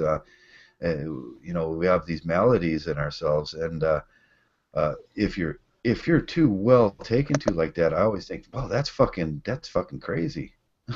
Where'd Shining go? Yeah, it's sort of well in the psych community. If they're coming off as too perfect, there's something wrong with them. There's something wrong with them. Quite often it's an act. They're hiding. They know they're crazy and they're hiding it. Right. I know that from personal experience, so that's how I ended up with. Right. But, this is a place that we just kind of let loose, and we kind of let those little defects come out, and we say, you know, very unpopular things here, and it's expected that we say very unpopular things, and that's kind of the norm here. What I always got from Mgtow is that being the norm, because we get that other side that says, tone down your message, don't say these things, don't offend the little ladies, and those are the guys that were you know, whipping men in the Western time for you know, for insulting the woman, you know, that white knighting and everything. These are, you know, we Mgtows are not that way. We're out there. We have these personal character defects like that. So when I look at a guy like, you know, Sexy Mgtow or Mayor of Mgtow or something, I just let them go. You know, it's just let them go, because they have the same right that I have, and it's hypocritical to me to say they don't have the same right to speak, even though it is offensive to some people. Trying to moderate that is more offensive to me. Well, okay, but from common sense point of view, there are boundaries to everything. All right, just normal boundaries that you don't cross. You know, the line of the sand, if you will. And when you go full retard, you know, just because I don't have a better word for it than that, I don't know that word. You know, if you go there, then you have to take the repercussions of what you've done. And these people, you know, sometimes, I mean, Sexy, yeah, I followed him in the beginning too, and he made a lot of sense at times, and I really did have hope for him too. You know, another guy's immortal, you know. And there's a different case. Well, yeah, but there's the occasional video where you're like, holy fuck, this guy's right on the money, you know, and man. He's intelligent, and I always said this about Immortal. The biggest thing that pissed me off about Immortal is that he didn't take all of his pluses and he laid all his eggs in that BSDM basket, where it was just he fucking laid an egg on that. And right, that's why I said that's the line you don't cross. Yeah, you know? The line you don't cross. That's the boundary. That's the boundary that we don't need to cross, and I don't think that's censoring. It really isn't. That's just good. That's just good manners. It's etiquette. You know? It's etiquette. Yes, and we tried to talk about the etiquette with him one day about that, about things I don't say on the air, about myself or my sexual wishes or anything like that. We keep it very. In Mgtow, you have to keep it very asexual. Right. Look, I'll give you an example here. I got contacted by a Mgtow, and actually he's been on this podcast, I think once or twice. But he contacted me for a private thing, and we talked a little bit. And then he gives me the chat, the typing talk and everything. And all of a sudden he goes into talking about his big black dick and shit like this, where I wasn't even talking about anything sexual, and I'm thinking, what the fuck, Now, I'm not going to mention any names, but I had to put a stop to that. I'm not going to put up with that. This is a line you don't cross, all right? I don't care to talk about your dick. I don't care about how big it is. I don't care what you do with it. This is something we don't talk about.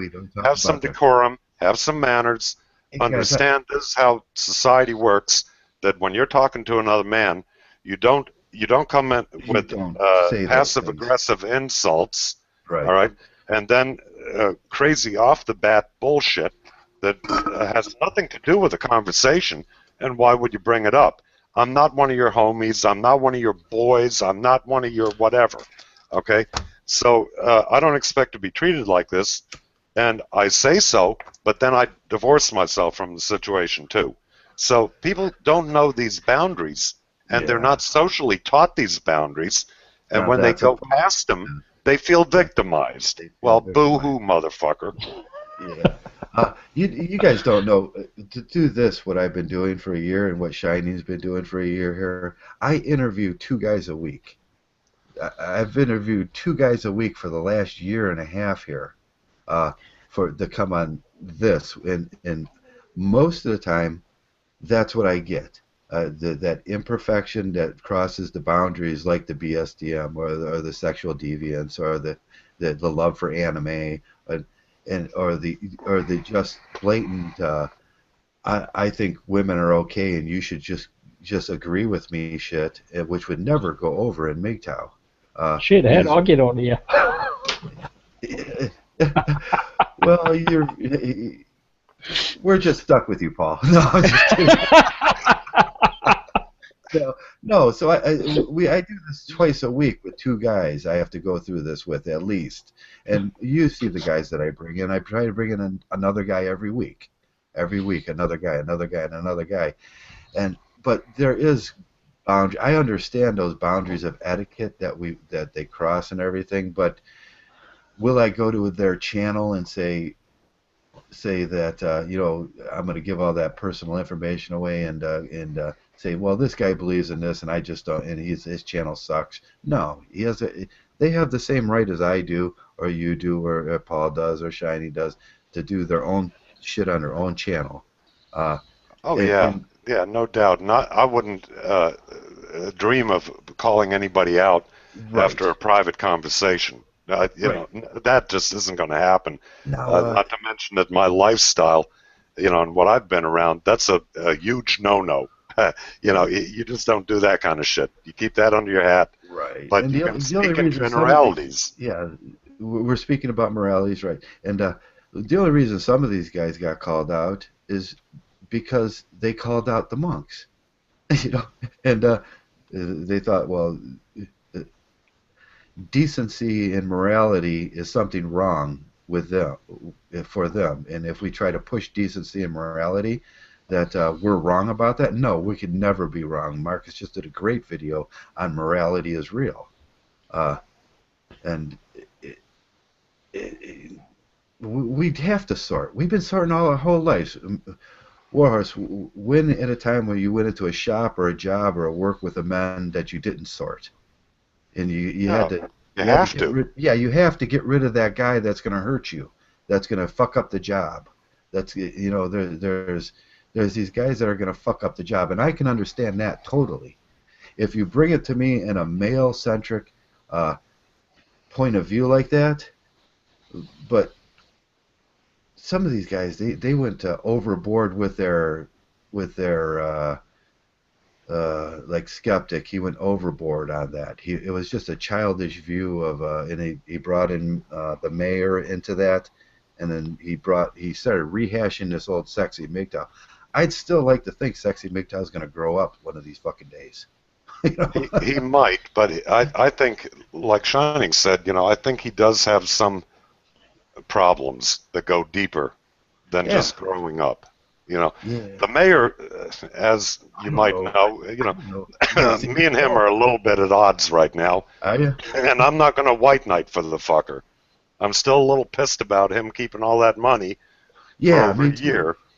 Me too. I want to see something. I want to see that money go for something decent. Just give it away to someone. Right, exactly. I mean, he doesn't have to go out there and hand out shit to homeless people left and right, waste his time. He can donate the money for a good Mgtow type cause or whatever. But move it on. I got 10 male houses, 10 male housing houses that I work with in this county here that he can give the money to anytime, and it'll feed 100 guys. No problem with that. Yeah, and I had a problem with his last video where he made all those motherfucking excuses about, well, how somebody died and then his life wasn't, and blah, blah, blah. And holy fuck, I've heard more rationalizations out of him than I have a lot of women that I've known. You know, dude, I don't like this shit. I just donated $3,000 to a house around here out of my pocket, and I knew it was going to fucking hurt, and tax season's on me and shit, and I just donated that. Just give the money up and go do what you're supposed to do. And I'm sure in LA County, which has the largest amount of homeless men in the world, I think there's 60,000 in a 9-mile square area there of homeless men. If you can't find a male house to give that money to, just for to take care of basic cleanliness needs and food, then I'm thinking maybe you're a fucking retard, because I do this work almost every day here, and I know of 9 houses in my area. You know? Well, Mark Burley says the mayor's supposed to be doing something soon, so hold your horses. It's been over a fucking year. Over a year, over $7,000. He's spent maybe $500, $800 for what he did on the early videos. And look, I supported this guy wholeheartedly. You know, I donated. I made videos to help donate. I did everything in my power back then. But after a while, and holding my horses long enough now, okay, I've had it with it. I'm not going to white knight for the guy anymore, and I don't appreciate what he did. And even if a lot of shit happened, he can still take that money and do something with it to get up off of it. Because this doesn't look good. I don't care how you put it. And he can spin this any which way, but over a year is over a fucking year.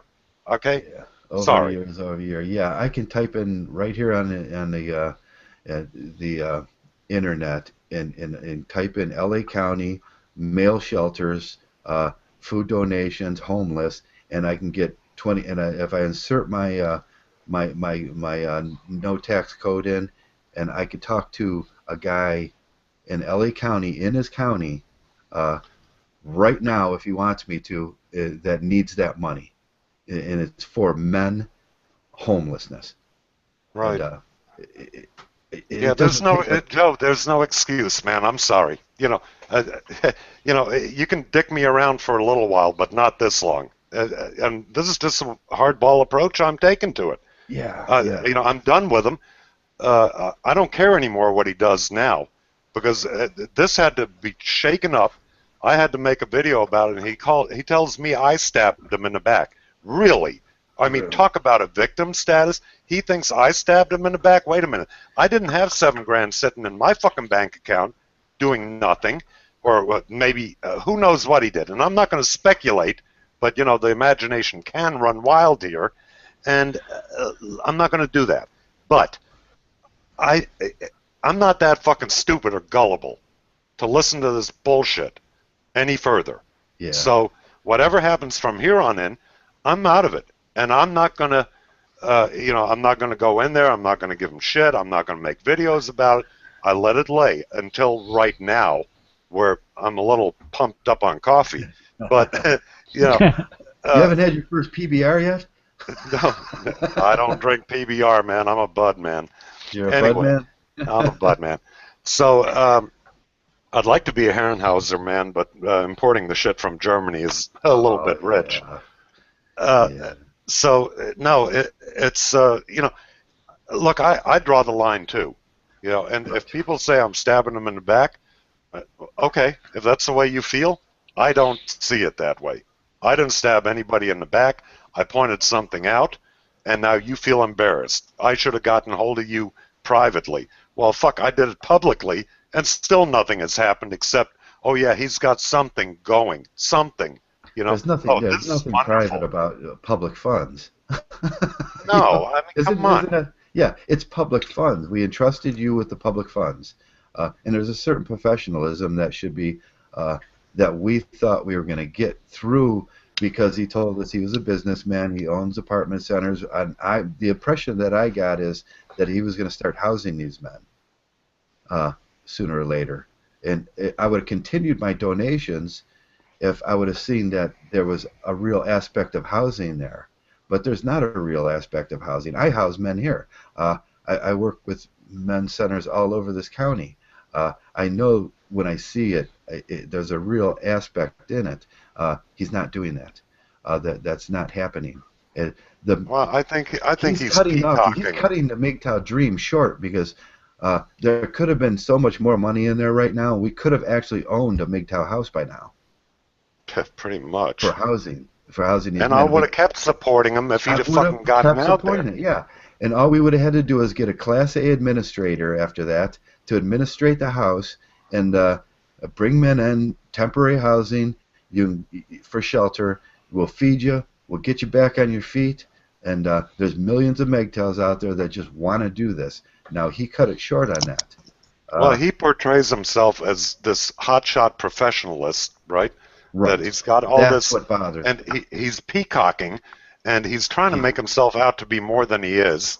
And I thought that he would have enough disposable time to actually pursue this, okay?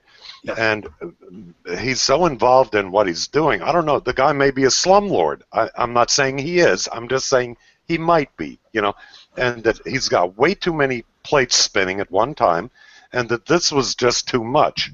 And this entire, you know, and I'll call it peacocking because that's what I think he was doing. That's and it the bit him in the PUA ass. thing. Yeah, that's the PUA thing that came in play that we often questioned about the professional. If you're a PUA, you're going to be spinning plates. Yeah. Yeah, I'm sorry. I just got a real bad taste in my mouth from this. And yeah, I like Mayor. There's no. I don't dislike the guy, and I like the idea, and I like where it was going or everything, but I just need to see some, you know, a little more. Well, I talked to the man. I talked to the man for an hour on the telephone back when, you know. Did you? And yeah, and I didn't get a bullshit drift from him at all. You know, we talked about a lot of different things. It wasn't all Mgtow focused. You know, of course, more personal. But you know, I'm very, very disappointed. That's, and I'm not going to put up with the bullshit. I don't care how much I like somebody. If you fuck around, you're fucking around. And at that point, I start shoveling dirt on your face. Okay, that's the way I'm built.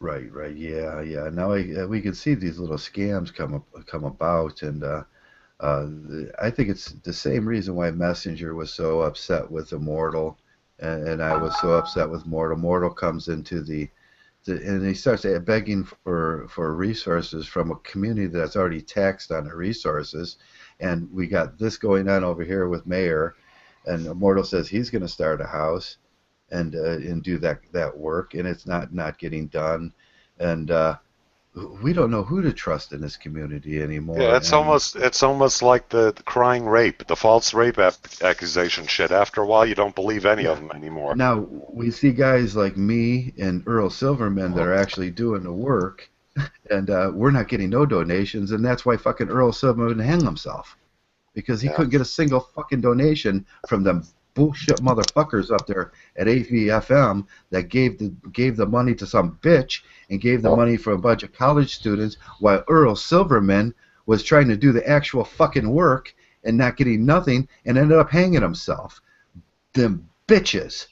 And they wonder why I hate them bitches. Yeah.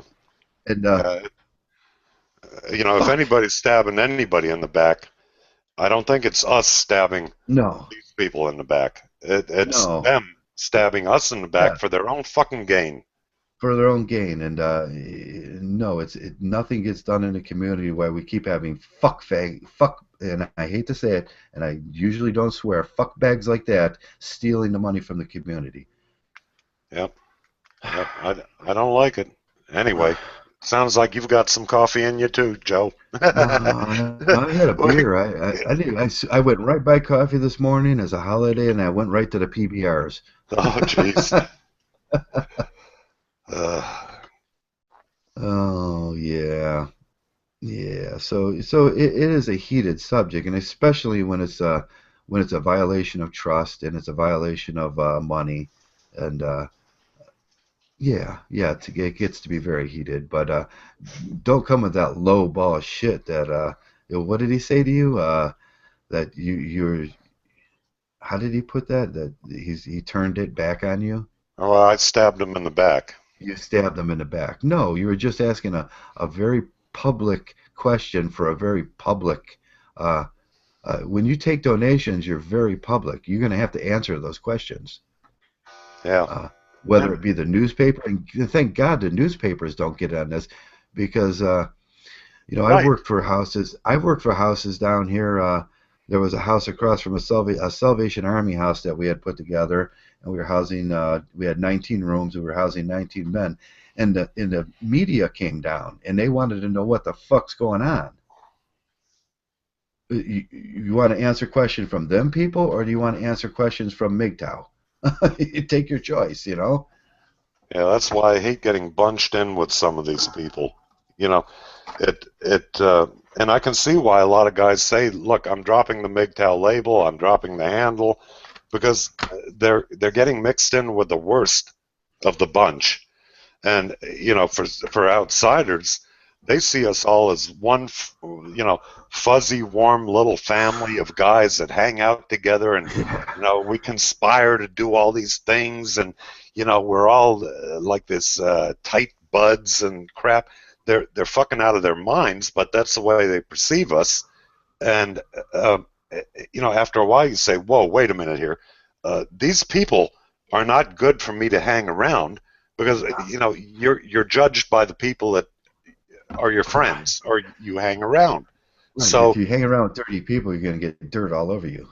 Correct. So, and this is not helping our cause, and this is why I say, when people start white knighting for these other people that are making it look so awful, even though, yes, everybody's going in a different direction, everybody does things differently, we all have different beliefs, but there's a line there, that it just shouldn't be crossed, because it's so fucking hurtful to the entire philosophy that some people just say, you know what, I don't want anything to do with this, and they don't open their mind up to listen to the more sane things.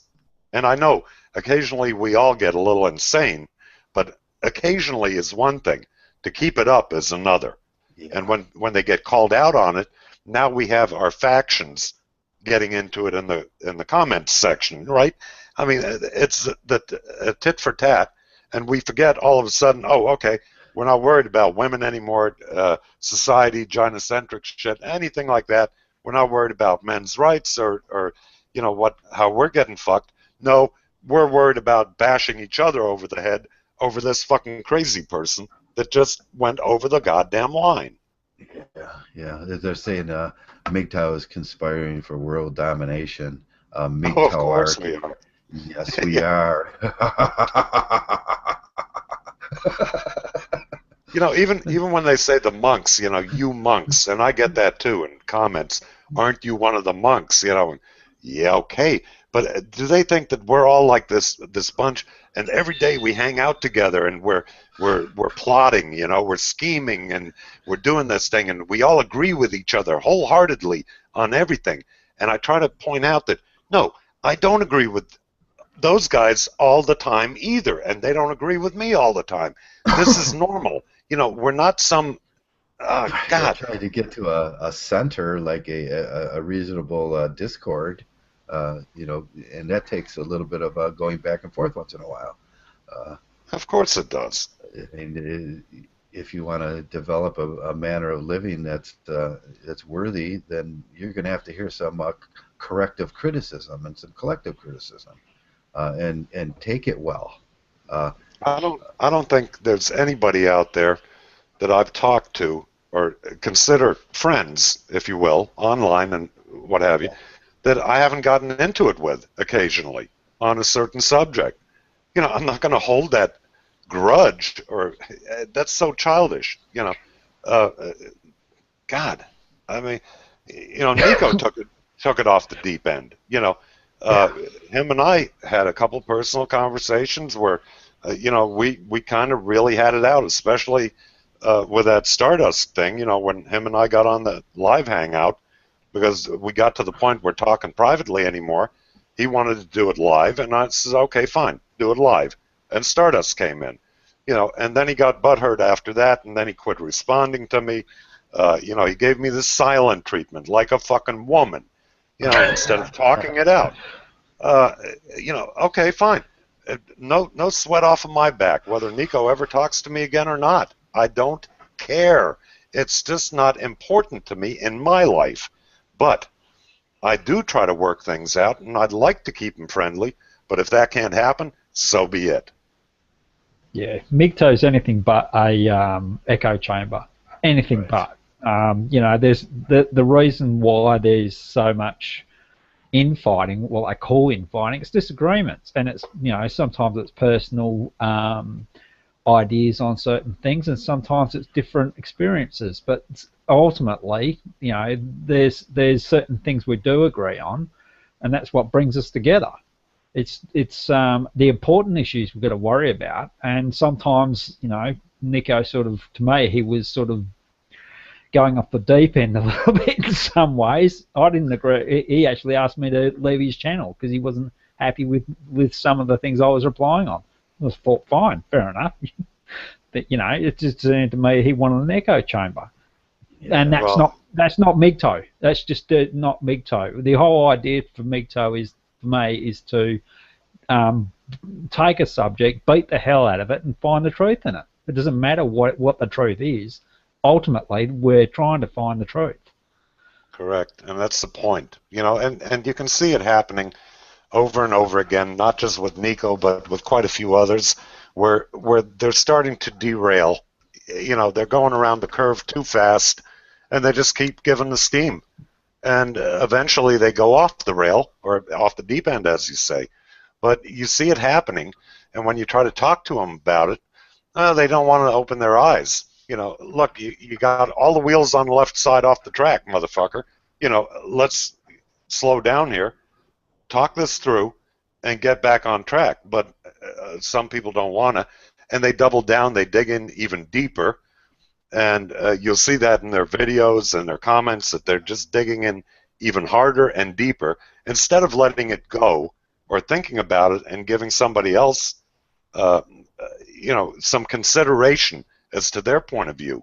And that, to me, I don't like dealing with closed-minded people. I really don't. I try not to be, but, you know, I can see sticking to your guns. That's a good thing. It has to be.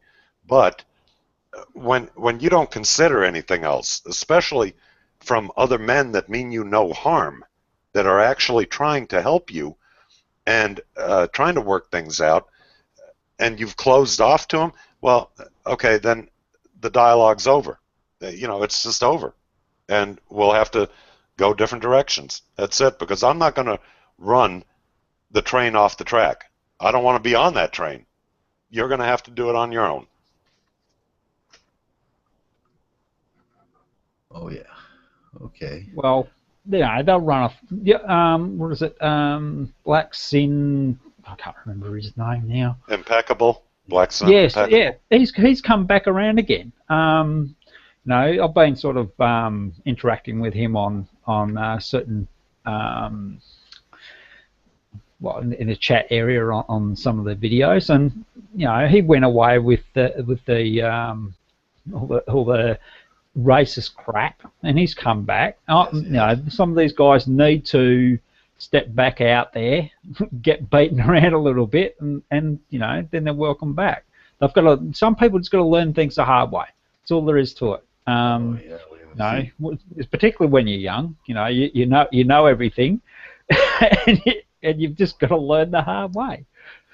Yeah, we've seen 2 Mgtows come back in videos in the last week and say, "Hey, Mgtow, you were right. This is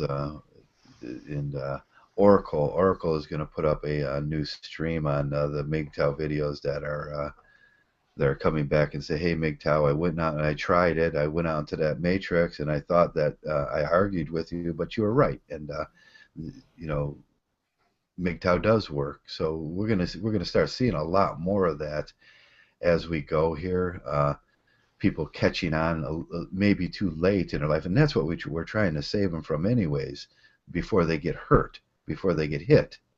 And but some guys, you're not going to get through to them about the pain that's going to come after you get hit. And there's homelessness and financial poverty and all that stuff that's attached to that you cannot perceive as a young man.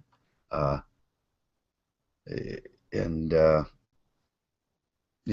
that's the thing, Joe. I think as we as older men sometimes feel like we just want to beat the sense into the younger guys.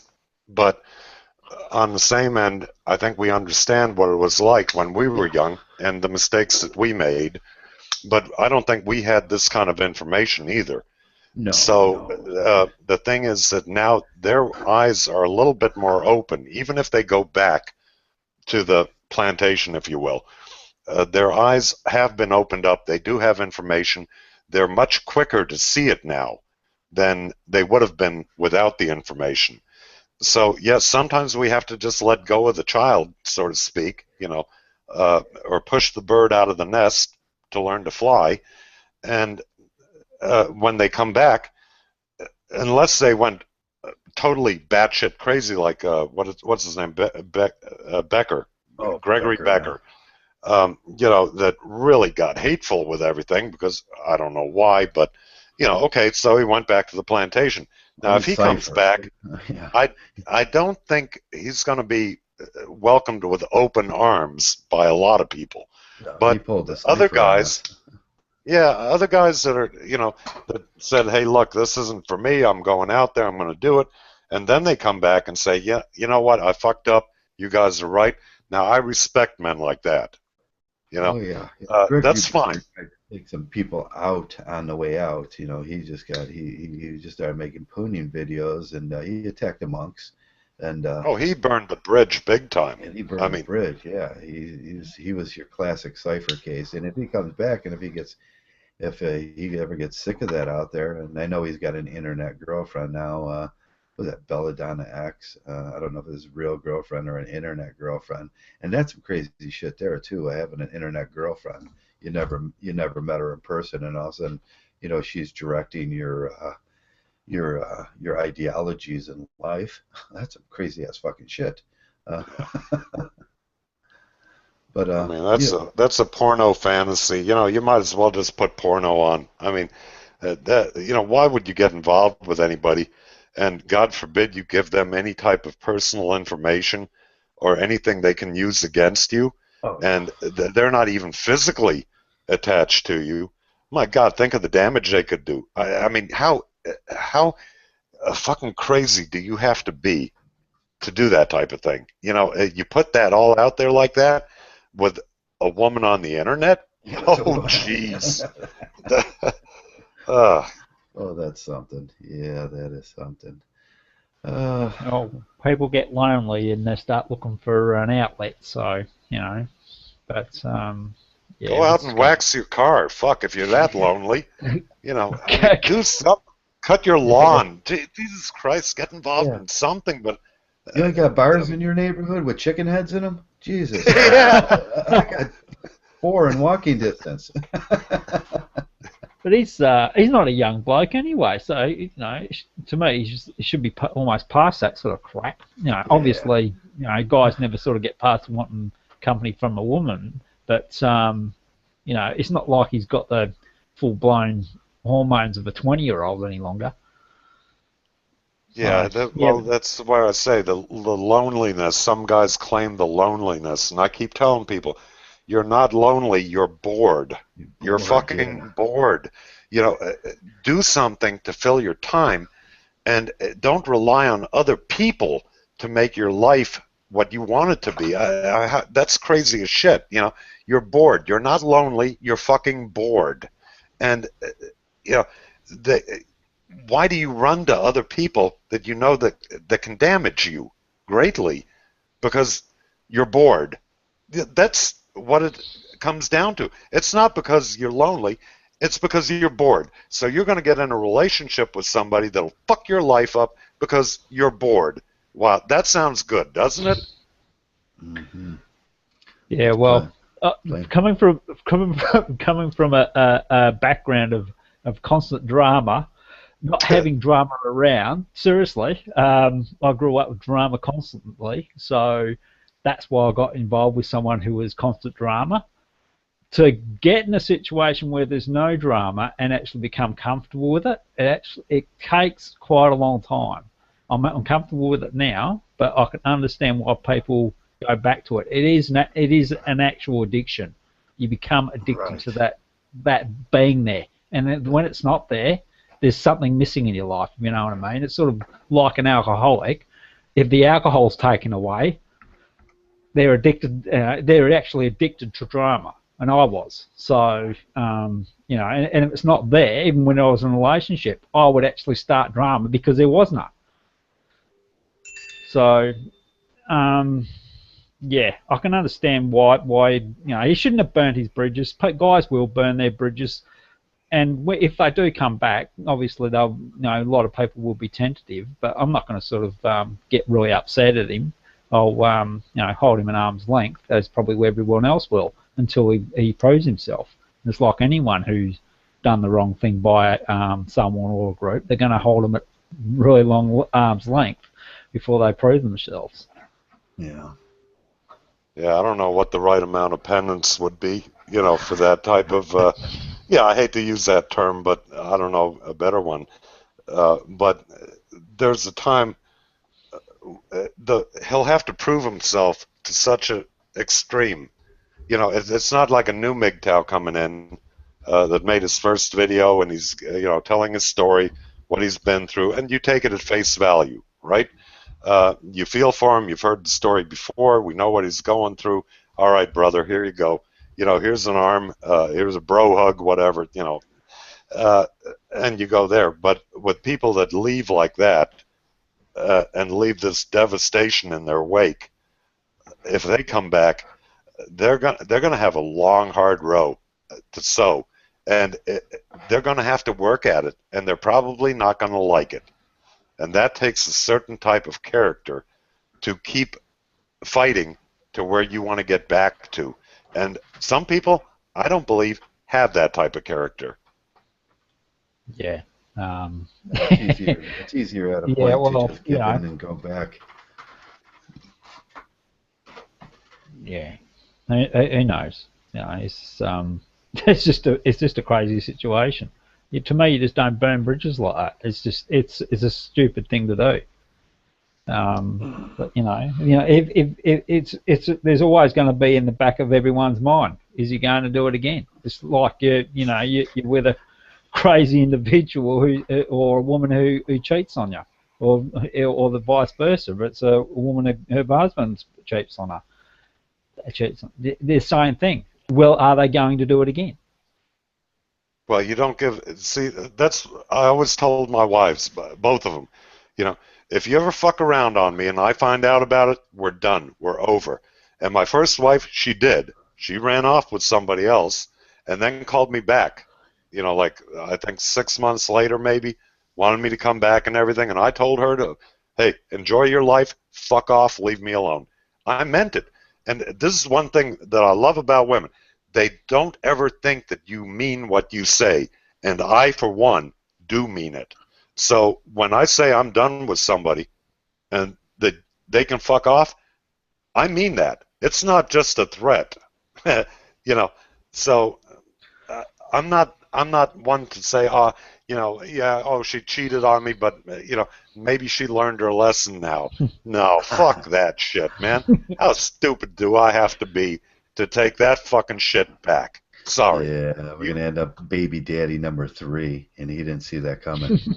Yeah, nah, come on, fuck. Well, my first wife had a hysterectomy, so that wasn't gonna happen. But hey, she happened to have an accident and fall on a dick. Yeah, well, I'm sorry, but it wasn't my dick, so piss off. Fall on everybody else's for all I care, but we're done. And I do the same with guys. If I get fucked over, and it could be by a brother. I mean, back in my days of clubs and shit, if I get fucked over, I'm done with you, man. And I won't lift a fucking finger to help. And that's just the way it is. In my world, it is. Well, it has to be anyway. It's a case of I don't make threats. It's a promise. Right. That's the point. And talking shit to death is a no-win situation. It's just you either mean what you say or you don't. And I really don't respect men that pontificate forever, video after video after video, talking all the talking points, coming across, relatively intelligent, and then going and doing the opposite thing. I'm sorry, that just didn't gather very much respect on my end. And therefore, yeah, I'm done with you too. Yeah, fair enough. Yeah.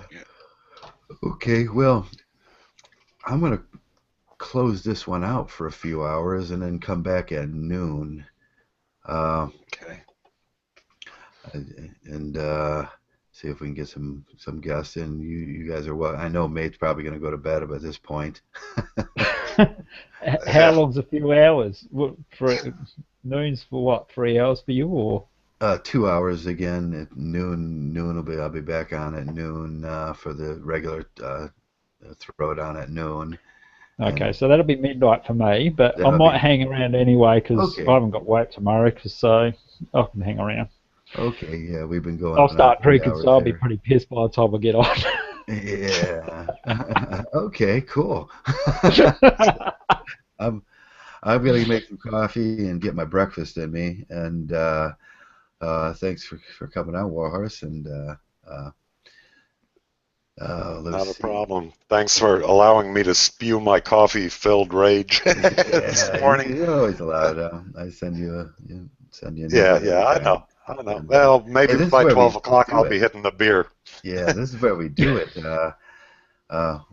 Yeah, Eastern time. So in 2 hours I'll be back on at noon, and that's actually 2 hours and 6 minutes. But we've gone 3 hours here. I was gonna go for that 12-hour thing, but I just don't feel like it today. I think it might be pushing it a little bit. Yeah. They're always great to do, but it might be pushing. We'll just do the 3 regulars today, or this one and plus the 2 regulars today, and at 12 o'clock. And if we get those to stretch out a few hours more, that would be great. Yeah. Let's see who comes in. Hopefully we'll get some more guys in that can give a differing opinion. Right. I was thinking MU was going to come in, and then Armchair Revolution wanted to come in, and I'm sure Messenger wants to come in later today. And if we get, just a more guys, we can keep it going forever, but I can't keep talking forever, and I have to make lunch at a certain point, That's what I'm going to do now. Go get something to eat. And hey, thanks a lot, guys. And for the guys in the audience, we'll be back in 2 hours. And Eric said Joe is becoming a sweet old man. Oh, ain't that cute, Eric? Oh, you big fluffy bunny, you. Yeah. Oh God, if you could meet me in person, you'd hate me. No, most people like me. I'm just kind of the way I am. I am the way I am. All right, gentlemen. All right. You have a good day now. I might be back later. Okay, I'll see ya. All right.